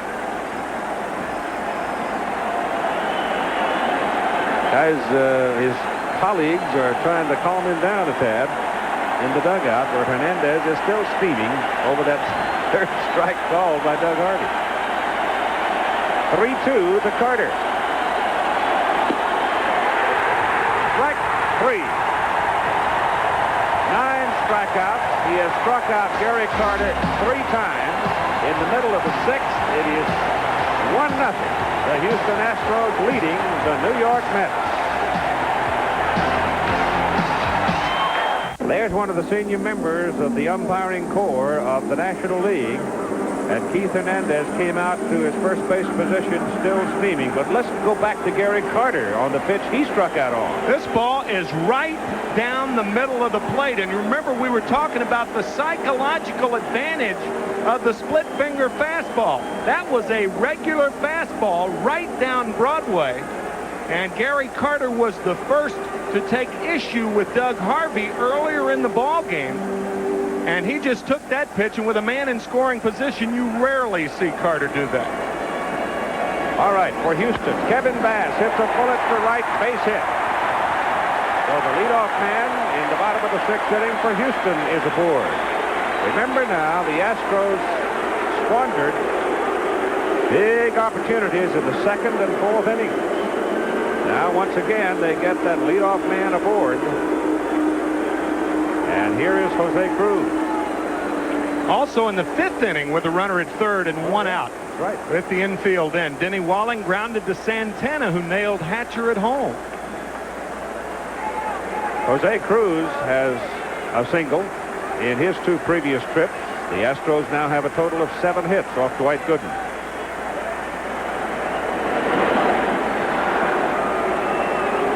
This being the 3rd time in the ball game that Houston has had the leadoff man aboard. That is, if you consider Bass the leadoff man after Davis had homered back in the 2nd inning. So Bass has a double and a single in his 3 trips tonight.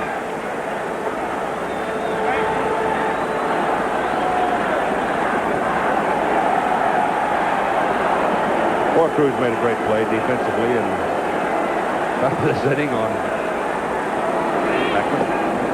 Curveball bites the outside corner for a strike. Probably the most important defensive play, because while Hernandez made 2 good plays, Knight made another good play, but no one was on when they made them. Hernandez still seething about that called strike 3 on that 3-2 pitch.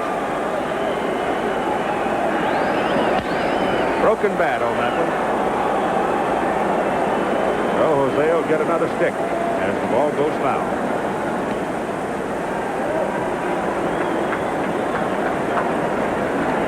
There's been no action so far in this game in the bullpen.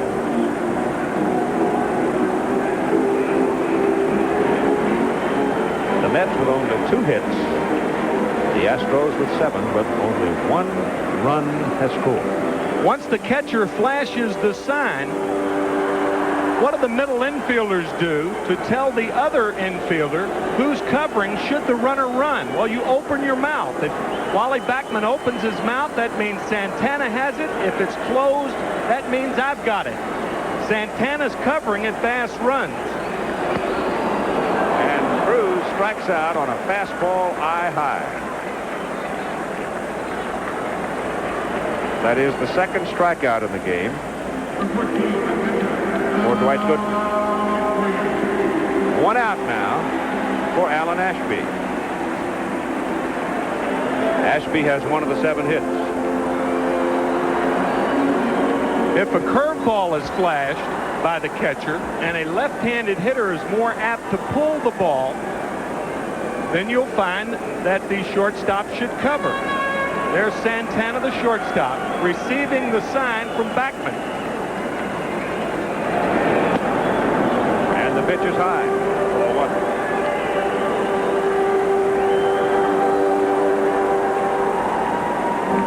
The reason the glove is held up, obviously, in front of the infielder's face is so the hitter can't tell who's covering. Because there are major league players with good enough bat control to take advantage of the vacated hole.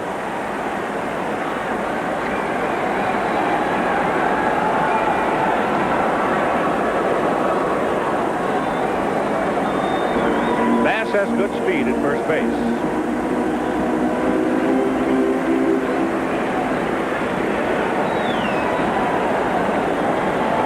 Backman's looking at Carter's sign right now. That's Hernandez there, but Backman in close at 2nd, cheating. Well, Allen had a hack at it, didn't he? It's 1-1. Those are the types of fastball, too, Keith, that left-handed hitters were swinging at last year. The year Gooden was 24-4, 1.53 ERA. You've got to make Gooden get the ball down if you're going to hit it effectively. Here's Backman. Santana covers in case Bass runs. Bass does not go. Gooden takes something off of it and doesn't get the call. It's 2 balls and a strike.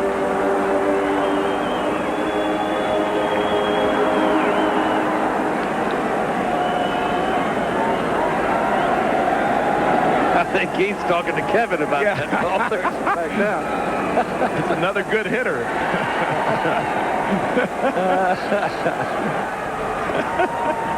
Well, his teammates wouldn't listen to him. They were trying to console him. Now he's got Kevin.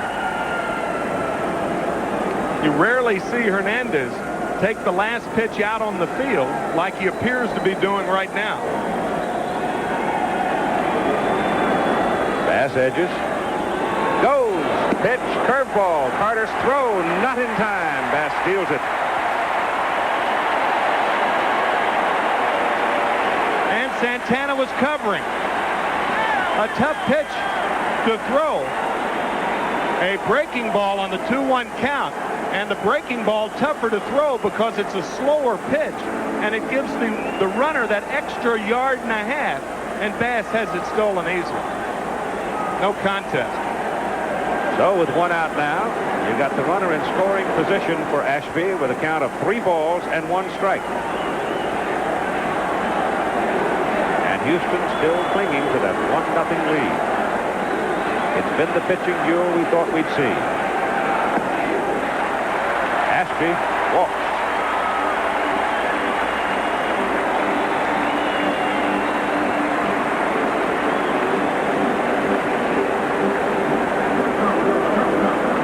That's the 3rd walk by Gooden. And now it's Craig Reynolds with the opportunity.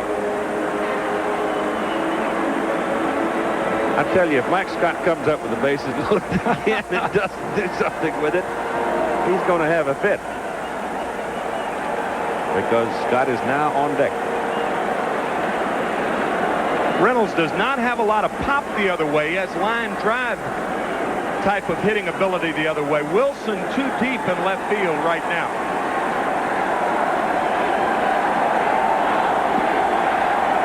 Breaking pitch is low.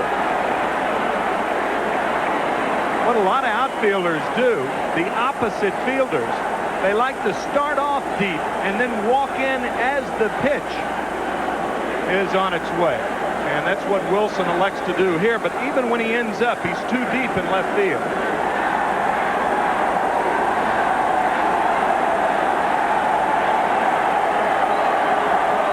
Chase Bass back at second base. Well, if this ball is hit to the outfield, I think you'll see Bass come home. Yeah, I think you're right. I think Minky, the third base coach, has got to start gambling a little bit, especially to stay away from the situation where Scott has been unsuccessful in 2 previous tries. Bases loaded and 1 out. That pitch is way up. And once again, Gooden is behind the hitter.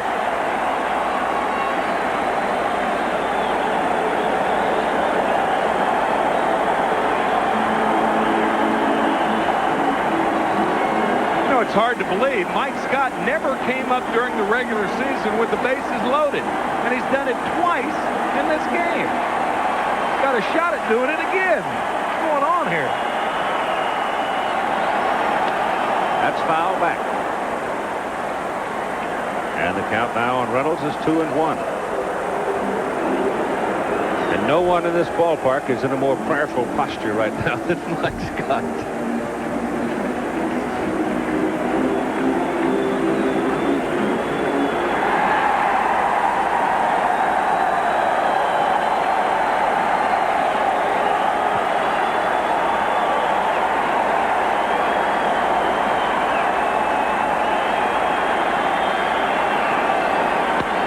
Is hit high in the air to right field. Room for Strawberry. Step just on the track, makes the catch. Bass tags and hustles on down to third, 2 out.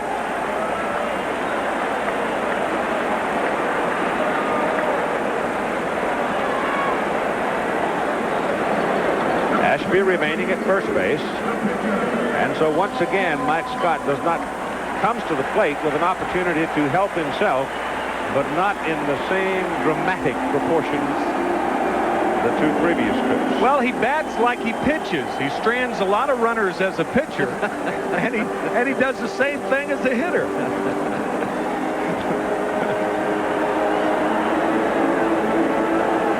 Well, if a pitcher ever needed the lesson to bear down, help himself do some extra work in the cage, this would be a classic example. A great argument for a manager, wouldn't it?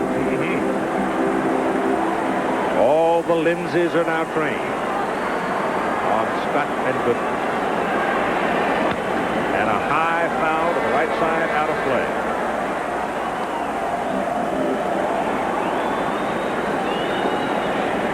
Astros have stranded 5 so far. That was Dwight Gooden's 97th pitch of the game. What is the average? About 110 to 115. But I don't think Davy Johnson's as concerned with Gooden's amount of pitches as Hal Lanier is with Mike Scott, because Scott may come back on Sunday. For the simple reason that Davy Johnson is committed to a 4-man rotation, right? Whereas Hal Lanier is committed to a 3-man rotation. But David Johnson is dead right, I think. It is how in the world can you tell a Sid Fernandez or somebody who's had the kind of a season they've had that they can't pitch in the championship series? Just simply can't do it.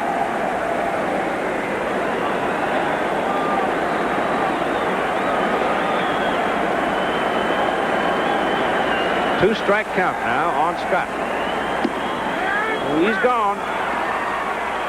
Struck him out looking. So the Astros strand 2 more. They'd have now left 7 on base, and they lead 1-0 after 6. Original Mets was named Richie Ashburn, one of the colorful figures in baseball history. His memories of the Mets go like this from 1962. Well, I made the first out in Mets history in the opening game in St. Louis. So, you know, when you think about the Mets, you have to think about Casey and Marvelous Marv Throneberry and Choo Choo Coleman, but I didn't think it was going to be a very good year. I joined the Mets from the Chicago Cubs. I didn't think it would be as bad as it was. You know, we lost 120 ball games, and one of the odd things about that was that I think because of Casey Stengel, we thought we were going to win every game we played. Now, that's tough to do, you know, when you're losing 3 out of every 4 games. It was a year that I would never have repeated, but I tell you, I never would have missed it for anything. It's certainly a piece of baseball history. Darryl Strawberry, Mookie Wilson, and Ray Knight. Let me correct the left on base by Houston. It is 8 and not 7 in 6 innings. And now Strawberry leads the top of the 7th for the Mets. Mike Scott still on the mound, having given only 2 base hits. In the 6th inning, he went to a full count, 3-2 on 3 hitters. And it took a great defensive play by Jose Cruz in left field against the wall, over the shoulder running catch of Backman's long drive to keep the Mets off the scoreboard. 1 ball and 2 strikes now on Strawberry.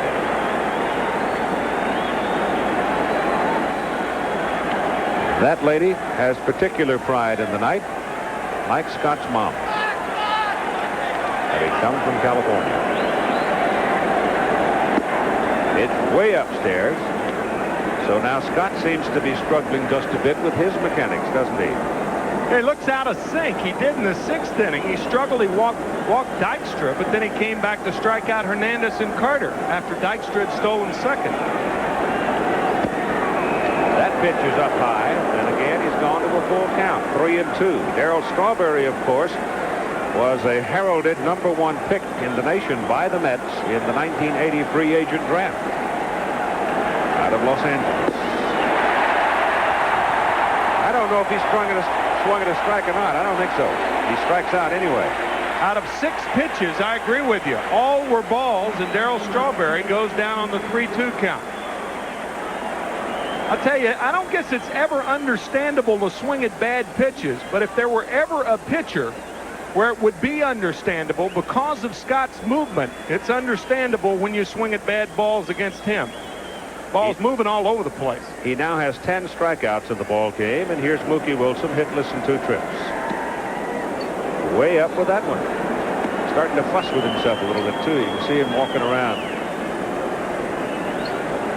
There's Vicky. That's White. I think that swallow tells everything about the pace of this game so far. Ashby out for a talk now with a big right-hander.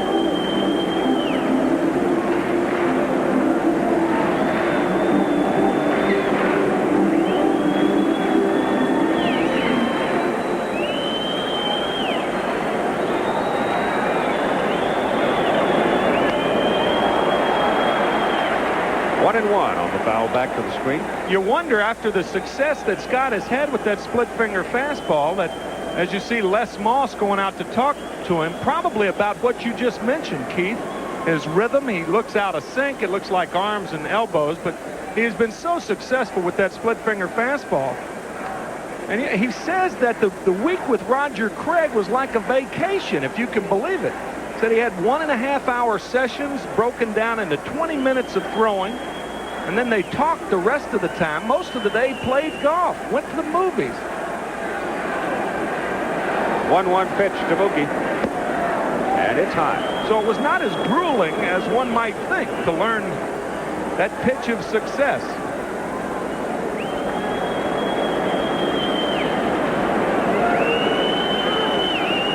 Two and one to Mookie. Well, he got one in that time. 2-2.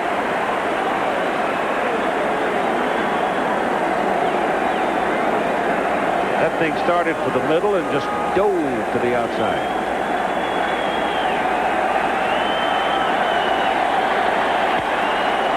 Lifted into right.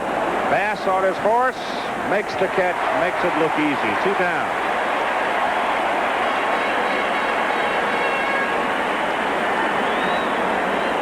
And now Ray Knight. Raymond in the game is struck out and hit a fly ball to center. And it required a rather good running catch by Billy Hatcher coming in to get him.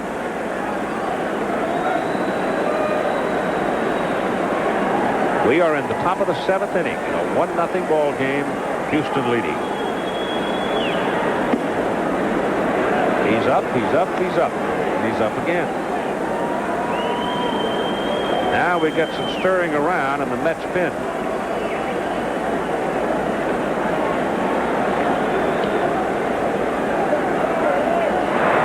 McDowell getting up and starting to loosen up in the New York Mets bullpen. Tell you, I'm not much of an advocate of guarding the line, but because of the unusual release of Scott's split finger fastball, if you get a pitch down and in, there's Walling on the line, then Knight could conceivably smoke it down the left field line for a double. So in this case, I suppose it's all right. Al Lanier certainly thinks it's all right. Outside corner. Ray doesn't like it and walks away. Roger McDowell is a pitcher, too, and the only pitcher of the Mets that you could say has been pummeled by Houston.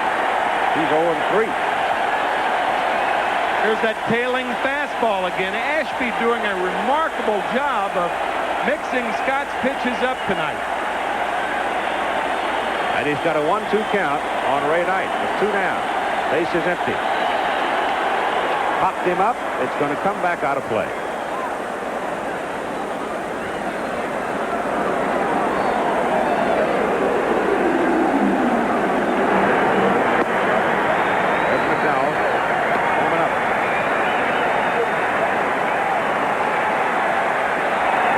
should get aboard. Santana should do something. Then obviously Davy Johnson with McDowell heating up would be ready to make a move. He may make a move with Santana and put Danny Heap or Lee Mazzilli in there to pinch hit for him.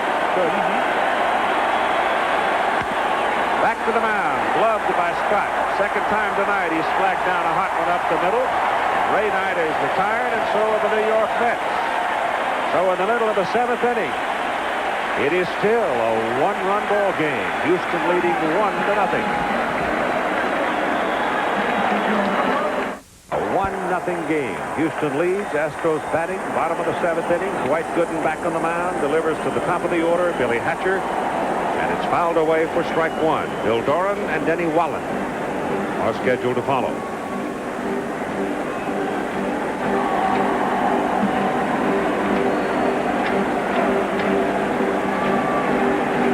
Both pitchers now getting in that neighborhood where fatigue could conceivably become a factor. Charlie Kerfeld is the one who has sold them on that. They call them the rally caps. They just simply turn their hats inside out, put them on, and expect something to happen because they won so many times this year late in games. Well, the Mets have their own version of rally caps, so I guess it's the battle of the rally caps. 1-0 though, bottom of the 7th. And Hatcher with a 1-strike count now is at 2 strikes. Obviously, they have not. Neither side has really been wearing those caps up to this time. Hatcher is walked, moved as far as second base, and fouls this off. When Billy was with the Cubs, Johnny Oates liked him. Remember Johnny Oates? Boy, what a tough guy he was. He said the kid would work and work and work and work and work. You'd have to run him off sometimes.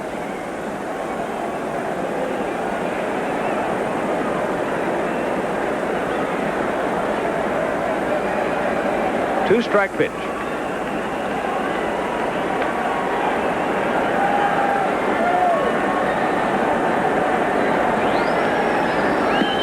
It's up.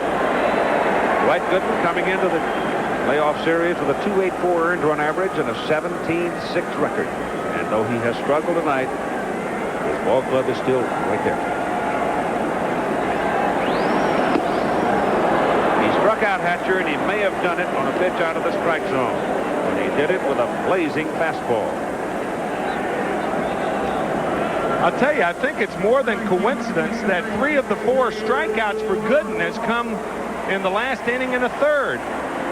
3 of the last 4 outs recorded have come on strikeouts. And you mentioned that he may be tiring, but I'll tell you, Dwight Gooden does have, as that guy can tell you, he's tired. He does.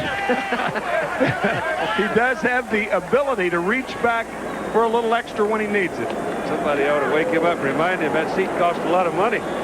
You know, usually 1-0. Usually 1-0 games do put the crowd asleep, but not this game. This is a marvelous ball game.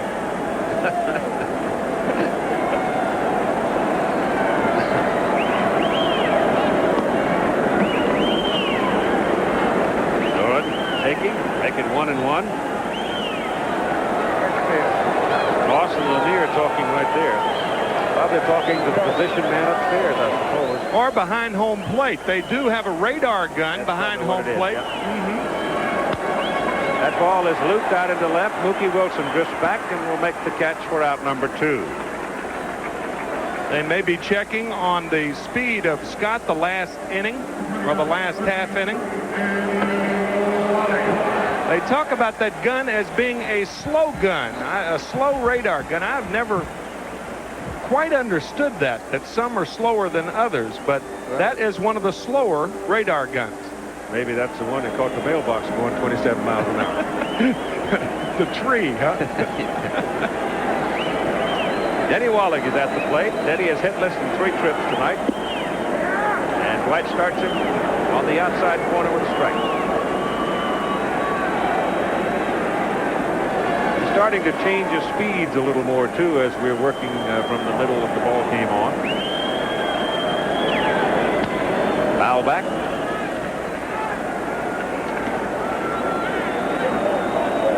A lot of people discount the fact that it's the playoffs gut-wrenching pressure. I'm telling you, it makes the World Series look like a picnic. And almost every player that I've talked to, including myself, agrees that it is, I'm telling you, water goes down in lumps. Water tastes like a well-done steak. Telling you. 2-strike pitch, and Walling fouls it at the plate and stays alive. With 2 out, nobody on. 1-0 ball game. McDowell now is quiet. He's gone back to the dugout. Gene Tennis told Jerry Klein and I a story before the ball game, and he said that Blue Moon Odom was pitching in the 1972 playoff series against the Detroit Tigers, and after 6 innings he came in, he started shaking, and he just crying. He could not go back out there for the 7th inning. Pressure was absolutely too much for him.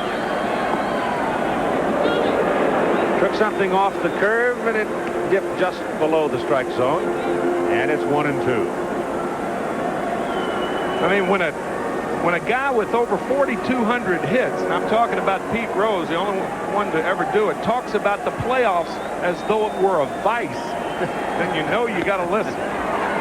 Walling swings and misses and strikes out. So Gooden now with 5 strikeouts in the ball game. He's heating up. We'll be back after this word from your local station.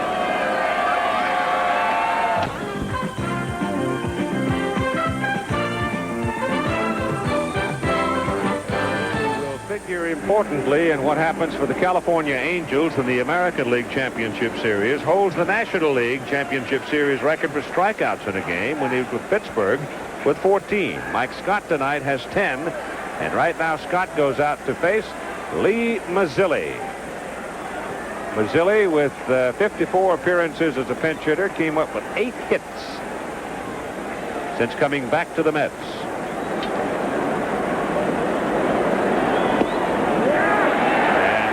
Starts him out with a strike.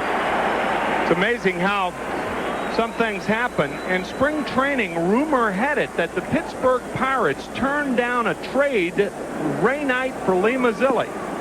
And then the Mets eventually picked up Lee Mazzilli later on in the season. As you see, Danny Heap, who will pinch hit for Gooden.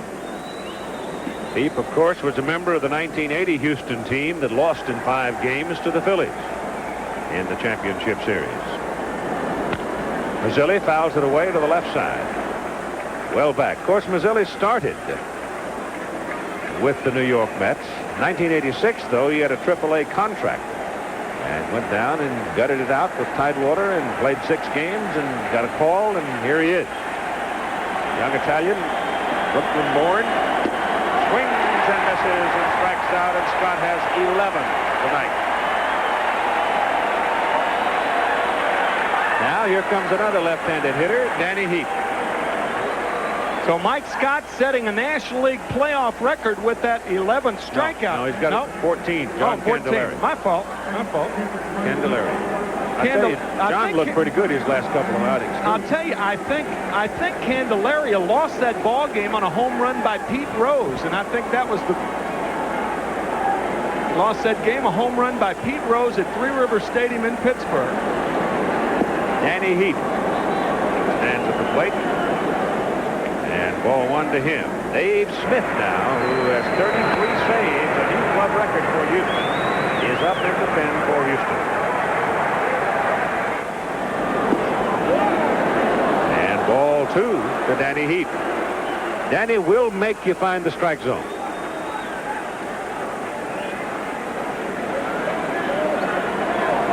He still lives in San Antonio.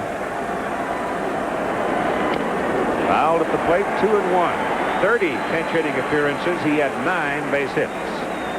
And back in 1983, led the major leagues with 4 pinch hit home runs. That's what Davey Johnson would like to see here, obviously. Sure. 1 out. Base is empty.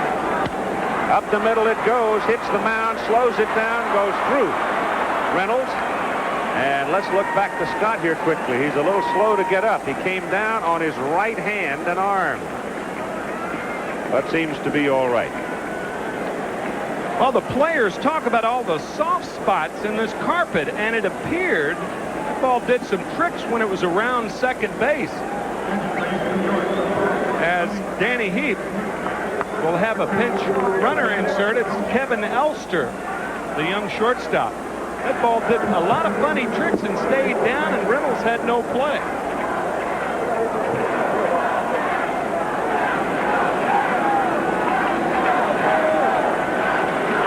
So Elster with speed at first base now, and here's Lynn Dykstra. Orozco in the New York bullpen now, and Smith in the Houston bullpen. 1-0 Astros lead. Ball is hit to the right side. Great play, Doran. Back to first, throws it in the dirt, and Davis can't handle it, and there are 2 Mets aboard. Doran looked at second base. If he had given up on the runner going to second base and concentrated on Dykstra coming down the line, he might have gotten a play on him, but he took the time to look at second, as you'll see here, and he just simply couldn't twist and make the play. One look is worth 1,000 words, and in this case, about 2 steps. Had Davis held on to the ball hit the heel of his glove. Had he held on to it, possibility of getting the call at first. And an infield hit for Dykstra. Now the Mets have 4 base hits. You have 1 out. Elster at second, Dykstra at first. The batter is Bachman, and on deck, guess who? Hernandez. Where a left-handed reliever would come in handy now, too. Yep. You get Bachman out of the game and have Hernandez, but as we said in the opening, the Astros have to rely on Jim Deshaies as their left-handed reliever. I wouldn't think they want to go middle of the inning with Deshaies either. No, I don't either. Start him all right, but not in the middle of the inning. That's a foul ball at the plate. Yeah, bring in a man relegated primarily for short duty like a Dave Smith, even though you want Smith as your clincher. But a guy like Charlie Kerfeller, Larry Anderson, Danny Darwin, and then have Deshaies start another inning. We are in the top of the 8th inning. Houston leading 1-0.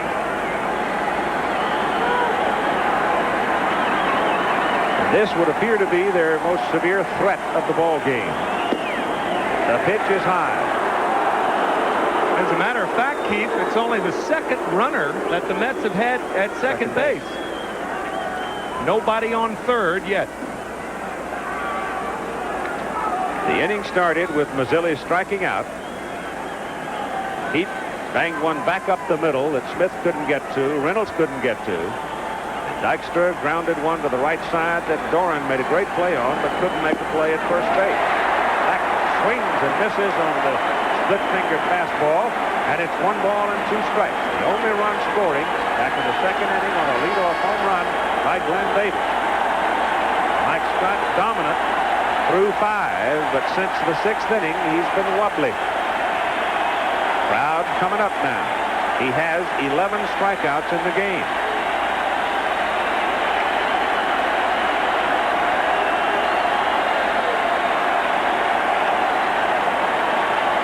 To Bachman. Swung on and missed. He has 12 strikeouts.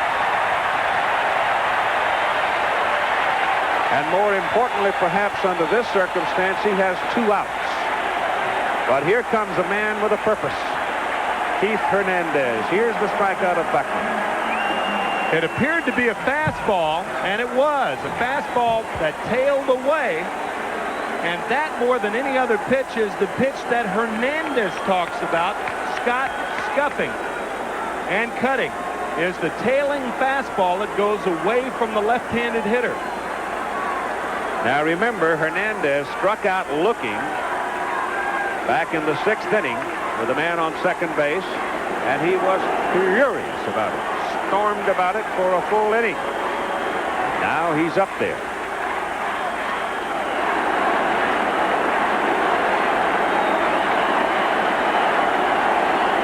Two out and 2 on, and Hernandez looked downtown with that swing and missed it.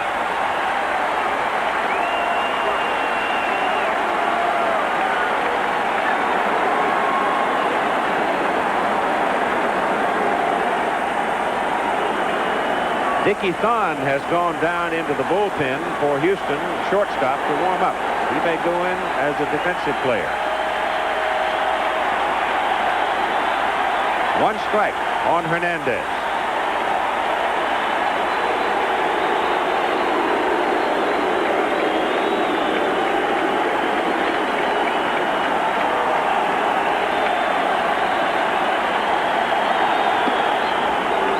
Pitch is just high.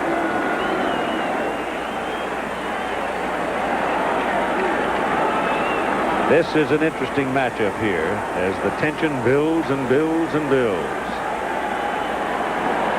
Hernandez and Scott.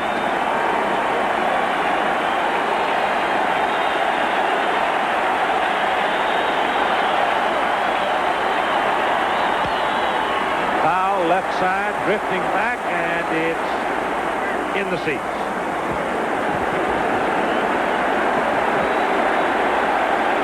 One ball and 2 strikes.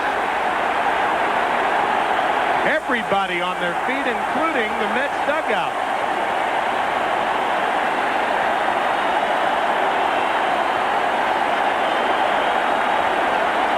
One and 2 on Hernandez.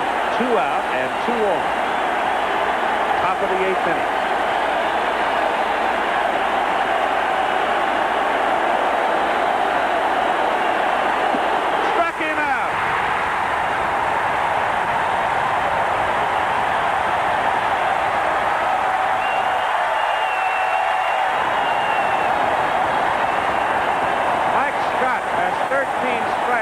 He'll never do a better job of pitching than he just did against Keith Hernandez, and Houston still leads 1-0. This ABC Sports exclusive is being brought to you by your day. I can feel it coming in the air tonight. Oh, Lord. Well, I've been waiting for this moment for all my life. Oh, Lord. I can feel it coming in the air tonight. Oh, Lord. Well, I've been waiting for this moment for all my life. Oh, Lord. Oh, Lord. Exceptionally smooth Michelob. It could make tonight the best part of your day. The 2 changes now for the New York Mets. Kevin Elster goes to shortstop, replacing Santana, and Orozco comes in the 8th inning in relief of Dwight Gooden. And he faces Lynn Davis. Gooden, 7 innings, 7 hits, 1 run. It was earned, a 400-foot home run by Davis. He walked 3 and he struck out 5. And he threw 111 pitches. And Davis fishing against Orozco. Fouls it away, and it's 2 strikes. Orozco, with a record of 8-6, earned run average impressive 2.3, appeared in 58 games during the regular season. Kevin Bass on deck, Jose Cruz to follow. Davis fishing for an outside pitch. Knight comes in to grab the ground ball and throw him out by a half step. So that's 1 down.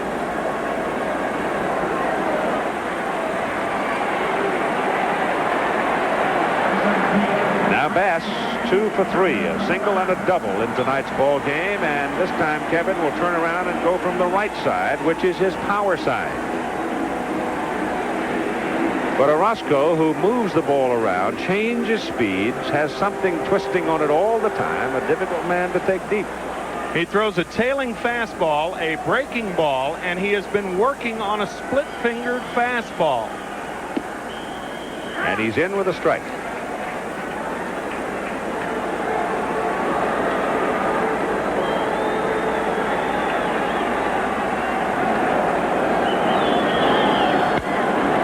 Hits it hard up the alley.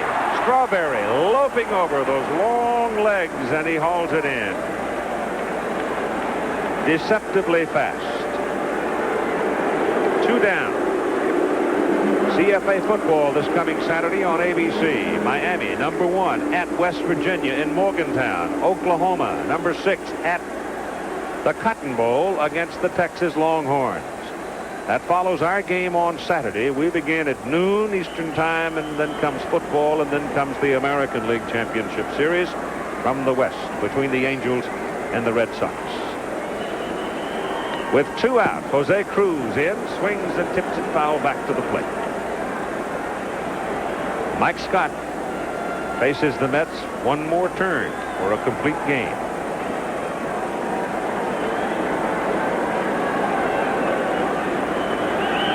Orozco in relief of Gooden is low, and it's 1 ball and 1 strike to Cruz. I tell you, the eyes are certainly the windows of the soul, and that Scott looks like the calmest soul in this ballpark right now. He does.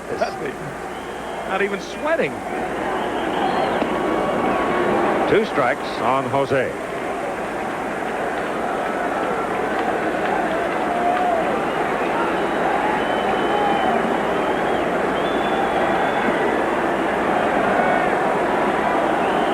Orozco ready. At 1-2, struck him out. So Jesse Orozco comes on in the bottom of the 8th inning, and he puts down the Astros quietly, the middle of the order. And going to the 9th, it's 1-0 Houston. Chip series, strike 2 on a split-fingered fastball that just goes under the bat of Carter.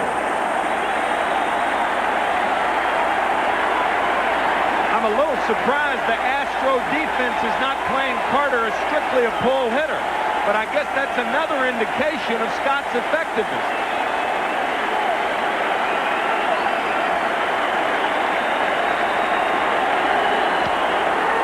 Third base way. Walling's throw on the money. 1 out.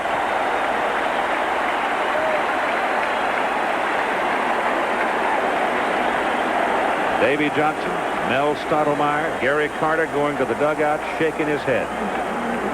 1984, this man Scott was at a crossroads in his career. Al Rosen, he says, was the man that stuck with him. And he thanks him for that. And he's turned it around. And here he is, facing Strawberry. And Darrell fouls it back. Strawberry has struck out twice tonight against Scott.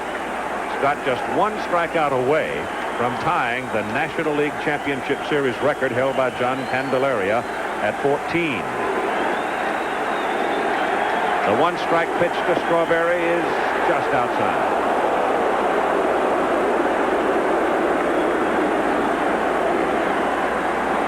Coleman and Boddicker have 14 in the American League Championship Series. Strawberry hits it hard. It is on a bounce and flagged by Kevin Bass. And that's base hit number 5 for the Mets, and they're still alive with Darrell on first base. That ball was nailed. He just didn't get it up. As a matter of fact, the game that Scott started against Gooden, the only game this year, Darrell Strawberry tied that game with a 2-run homer off Dave Smith, who is continuing to throw in the Astro bullpen. Now one of the questions with Wilson hitting, do you send Strawberry at first? 27 stolen bases on the year. Make that 28. Mookie Wilson at the plate. Ray Knight to the on-deck circle. You got 1 out.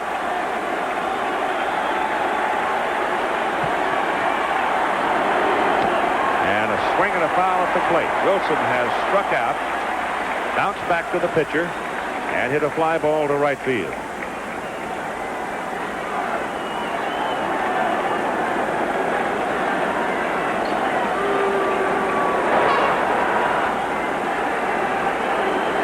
If it should go 7, you got to figure Scott gets 3 calls. Well, unless he's thrown so many pitches tonight striking out Mets that he can't come back effectively on Sunday. That being the case, then Deshays would move into the rotation. That's a foul ball, and it's strike 2. Ojeda and Ryan tomorrow night in game 2, beginning at 8 Eastern Time here on ABC.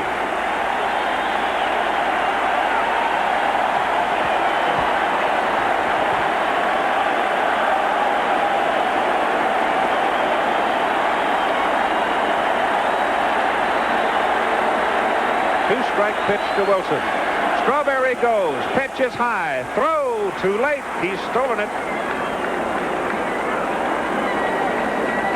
Big jump. Yeah, he picked an outstanding pitch on which to run. The bad news, if you elect to run on the 0-2 pitch, is a catcher feels comfortable calling for a pitch out. But that was a waste pitch. And Alan Ashby did not get rid of the ball in a hurry, and Strawberry has it easily. 1-2 coming to Wilson. Fouled away.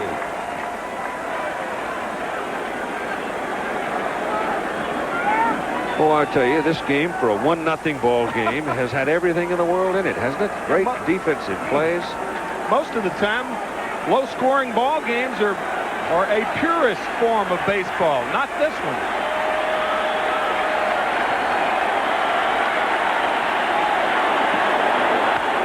Popped him up. It's going to come back. Ashby's going to come back and have a look at it, and it's just out of his reach. Caught just on the top of the screen. Just out of his reach, and Ashby didn't see that ball initially. He thought it was way out of play.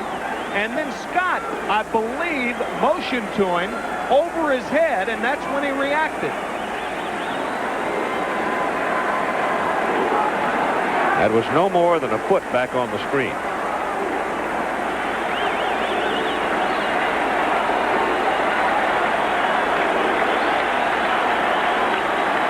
Smith is not very busy. That's the bullpen. He's watching. He's become a spectator. He's saying, I am warm.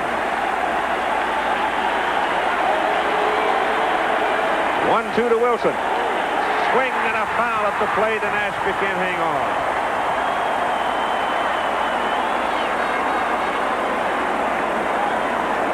I'm not even sure Allen had a chance at that one. He might have just beaten it right down in the dirt. Here's Dave watching from the Houston pen. Roger McDowell is over in the New York pen, and he's throwing occasionally.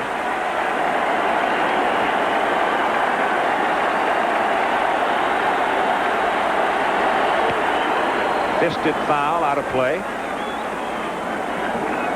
Tell you what's interesting, the outfield depth of the Astros, they are not that deep. Wilson has good power and can hit a ball a long way to right center and down the line. But the Astros outfielders are playing shallow for possible play at the plate on a base hit.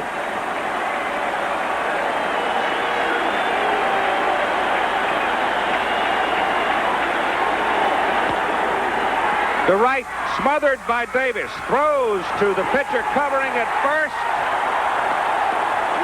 And what'd he call it? Called him out. Got a beat from Bill Robinson. The umpire, Lee Wire, is over showing where Scott hit the bag with his foot. And you got 2 down, and how close can it be as Strawberry hustled over to third? Well, I'll tell you, Glenn Davis is saying Keith Hernandez is not the only guy who can play defense. The dive and then the throw to Scott. Robinson's contention was that he did not touch the bag. We'll see.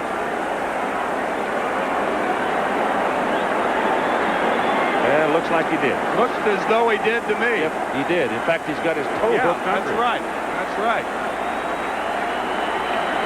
The agony of defeat. Oh, of defeat, yes. Now it's up to Ray Knight with Strawberry on third in a 1-0 ball game. 2 down for the Mets.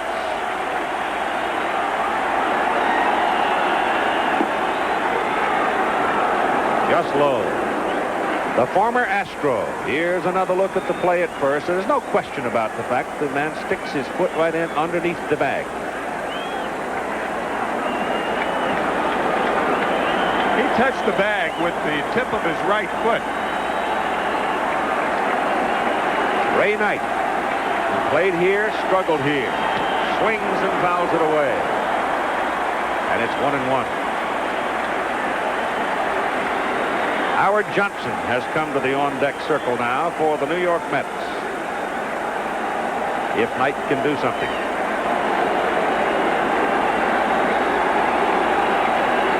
The pitcher, Orozco, would be scheduled next.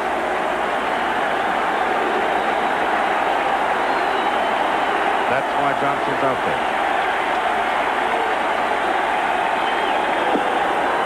It is just off the outside corner. And it's 2 balls and 1 strike. By the way, Darryl Strawberry is the first Met to reach third base in this ball game.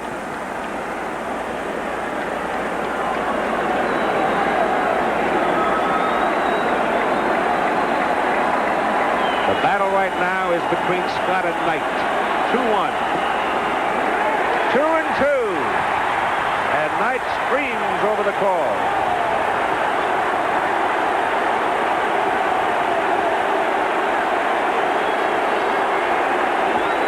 Well, we'll see if Ray has a legitimate beat for not. On the 2-1 split finger fastball. It's very close. Very, very close.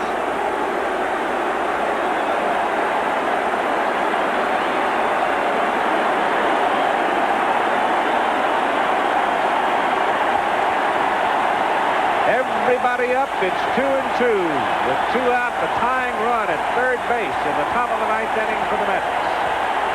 Mike Scott trying to win it right here. Struck him out.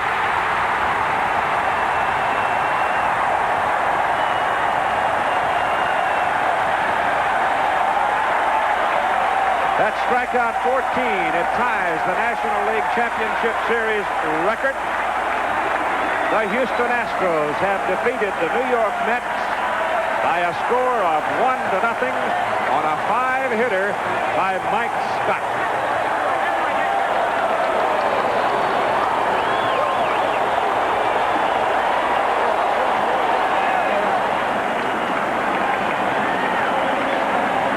The Mets stranded 7 base runners in the ball game, but Scott was equal to the challenge for the final out. We'll be back after this word from your local station.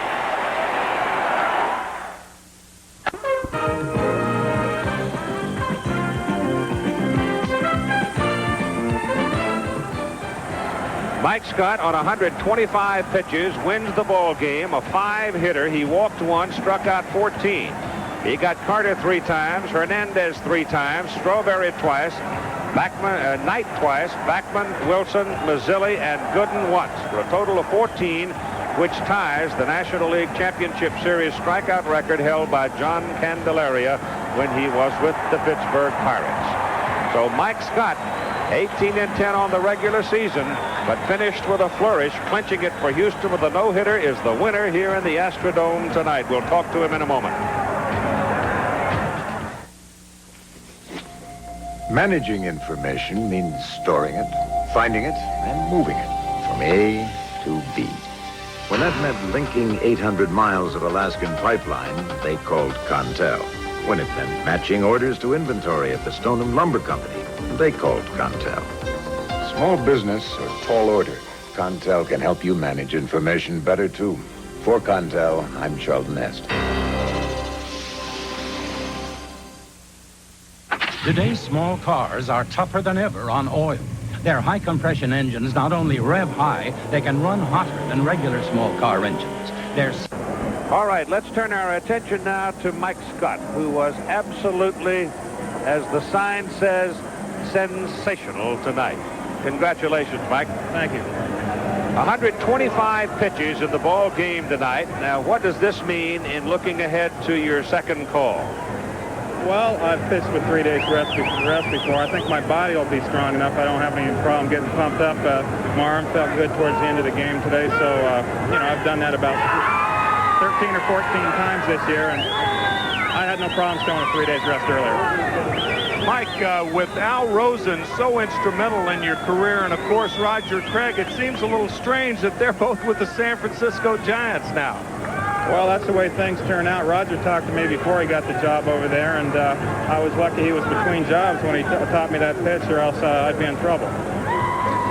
In the 6th inning, you had a man on second base, and in the 8th inning, there was a moment of wobble. Was there any time when you felt that you were, I thought you were fussing a little bit, maybe in the 5th, 6th, and 7th inning with your mechanics? Well, in the 7th inning, I struggled a little bit. I kept getting the ball up. I tried to stay back. Obviously, Les Moss told me that I wasn't at the time, and I got things together after that. But I had a little problems in the 7th inning getting the ball down. when Gary Carter, Mike, when he complained about you possibly scuffing the ball in the first inning, did you feel like that was a psychological advantage for you? Well, I don't think it makes any difference to me. That's been going on ever since I learned the pitch, and it certainly wasn't a surprise that he did that. They've been talking about it for a month, so I don't think it makes any difference to me. If they think I'm doing things like that, I think it helps me. Well, we look forward to seeing a Craftsman work again. You've had a marvelous season, and it looks to me like you've got some other things in mind before this one is done. Thank you, Pete. Mike Scott, the winner in tonight's ball game. A 5-hitter. He struck out 14 to tie the National League Championship Series record and won it 1-0. We asked 1,000 doctors if strength... Run of the ball game, a leadoff home run in the second inning by Glenn Davis, 400 feet, and it stood up behind the pitching of Mike Scott for a 1-0 victory. Dwight Gooden, the loser, and the Astros lead the Mets in the series 1-0. The National League Championship Series has been brought to you by the heartbeat of America, today's Chevrolet. By exceptionally smooth Michelob, it could make tonight the best part of your day. By the American Gas Association, gas, America's best energy value. And by Castrol, the motor oil engineered for today's smaller cars. Stay tuned for ABC News Nightline immediately following your late local news. The National League Championship Series resumes tomorrow night with Game 2 as the New York Mets meet the Houston Astros. Coverage 8 o'clock Eastern Time as the League Championship Series continues on ABC Sports. Keith Jackson and Tim McCarver in Houston. Travel arrangements made through and promotional fee paid by United Airlines. United flies more people to Hawaii than any other airline. Nobody knows Hawaii like United. This has been a presentation of ABC Sports. In 20...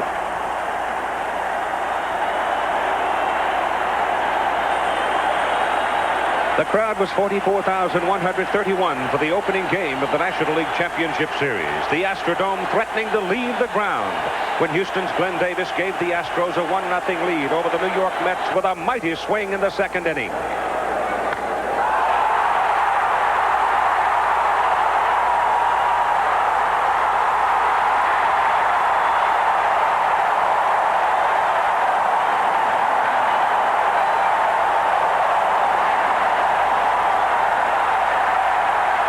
It was a 1-run lead that would last the game as the Astros right-hander Mike Scott started a string of strikeouts that would eventually total 14.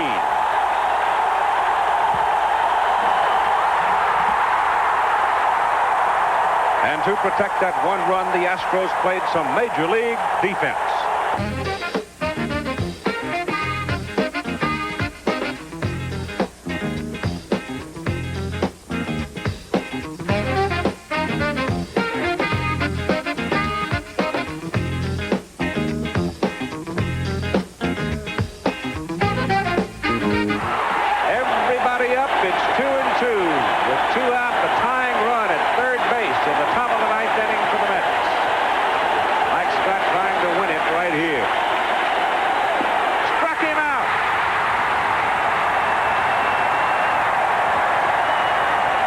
Strikeout 14. It ties the National League Championship Series record.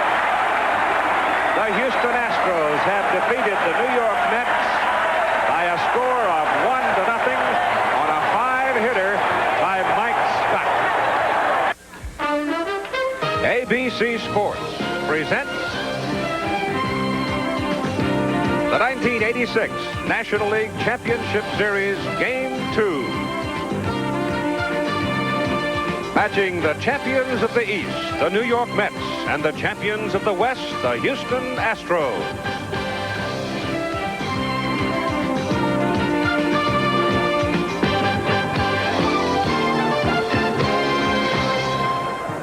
Well, after last night's dramatic victory, the city of Houston is in a fever. Getting a seat in the Astrodome is one of the toughest tickets of the year.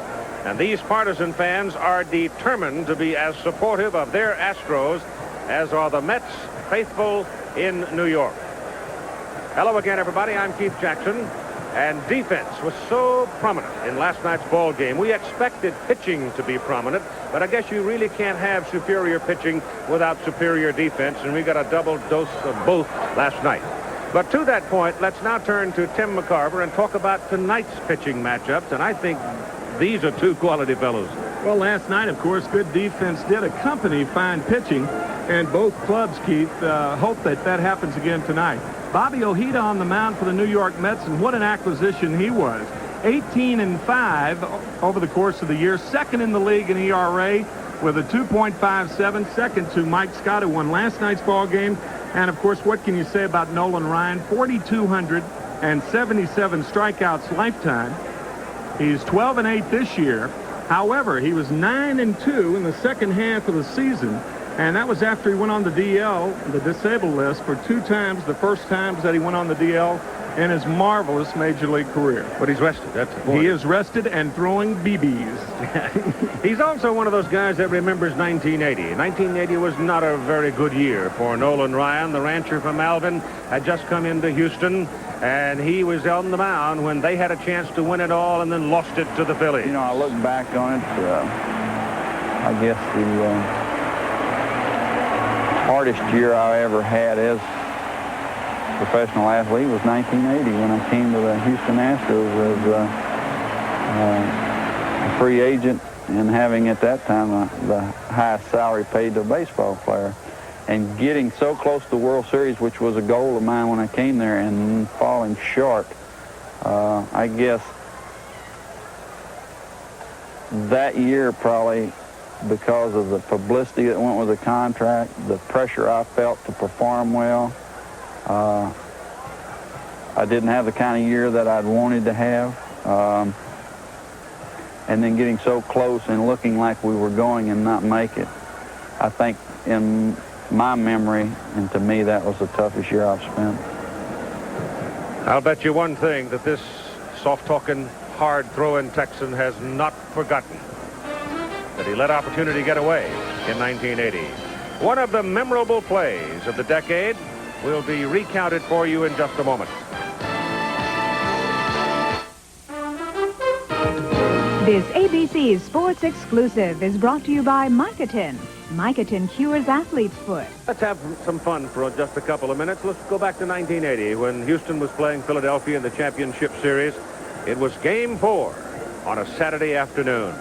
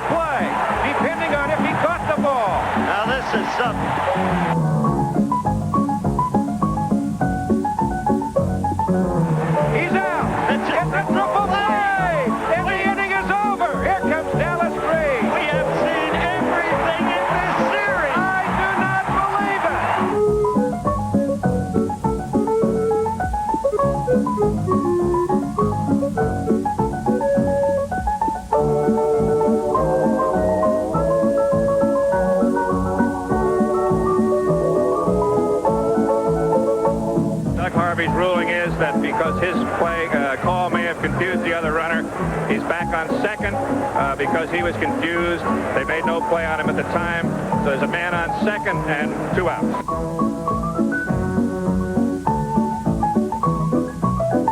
It's very questionable whether I caught it, but I felt that I came up with the ball. But it was I still really don't know for sure.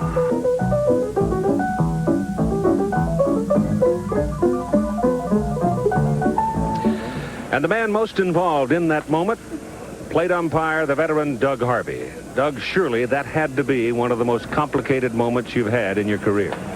I would have to say so, Keith, but you have to remember, too, that, you know, complications, that makes the umpire and how the umpire rules upon these things is what his reputation is built on. And I just look at all of it. Hey, it's a great time out here, and it's a marvelous children's game being played by grown men, and I get a kick out of all of it, Keith, and that was one of the exciting ones. And it was kind of interesting because when I first walked out, I had to ask my fellow umpire to catch the thing. And first of all, to start out, I looked through from behind home plate, and Big McBride was on second base, 15 feet off, looking at me. I just put my hands down. I put him in motion. I said, heck, let him go. I'll figure out something to do with him. Looked up, Manny Trio was almost a second. And I still don't know whether the guys caught the ball or not.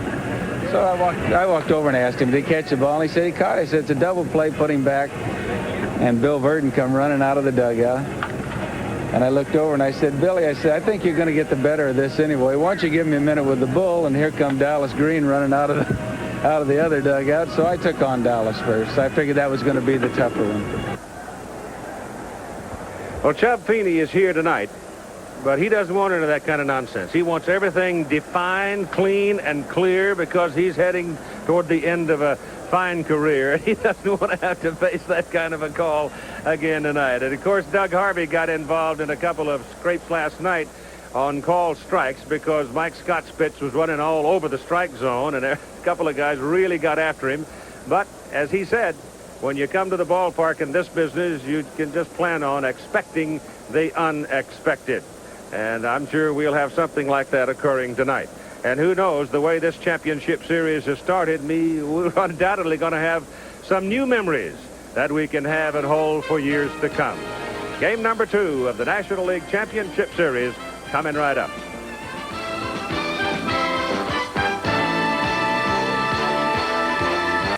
One of the more pleasant rewards of having a sports franchise at any level in any city is what it brings. Everybody in the city of Houston could tell you on any street, I think, tonight, who the starting pitchers are. This town is wound up and ready for Game 2. Right. Tonight, Game 2 of the National League Championship Series.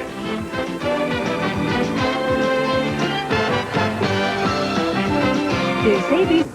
Ted McCarver, let's talk for just a moment about this element, that intangible called emotion.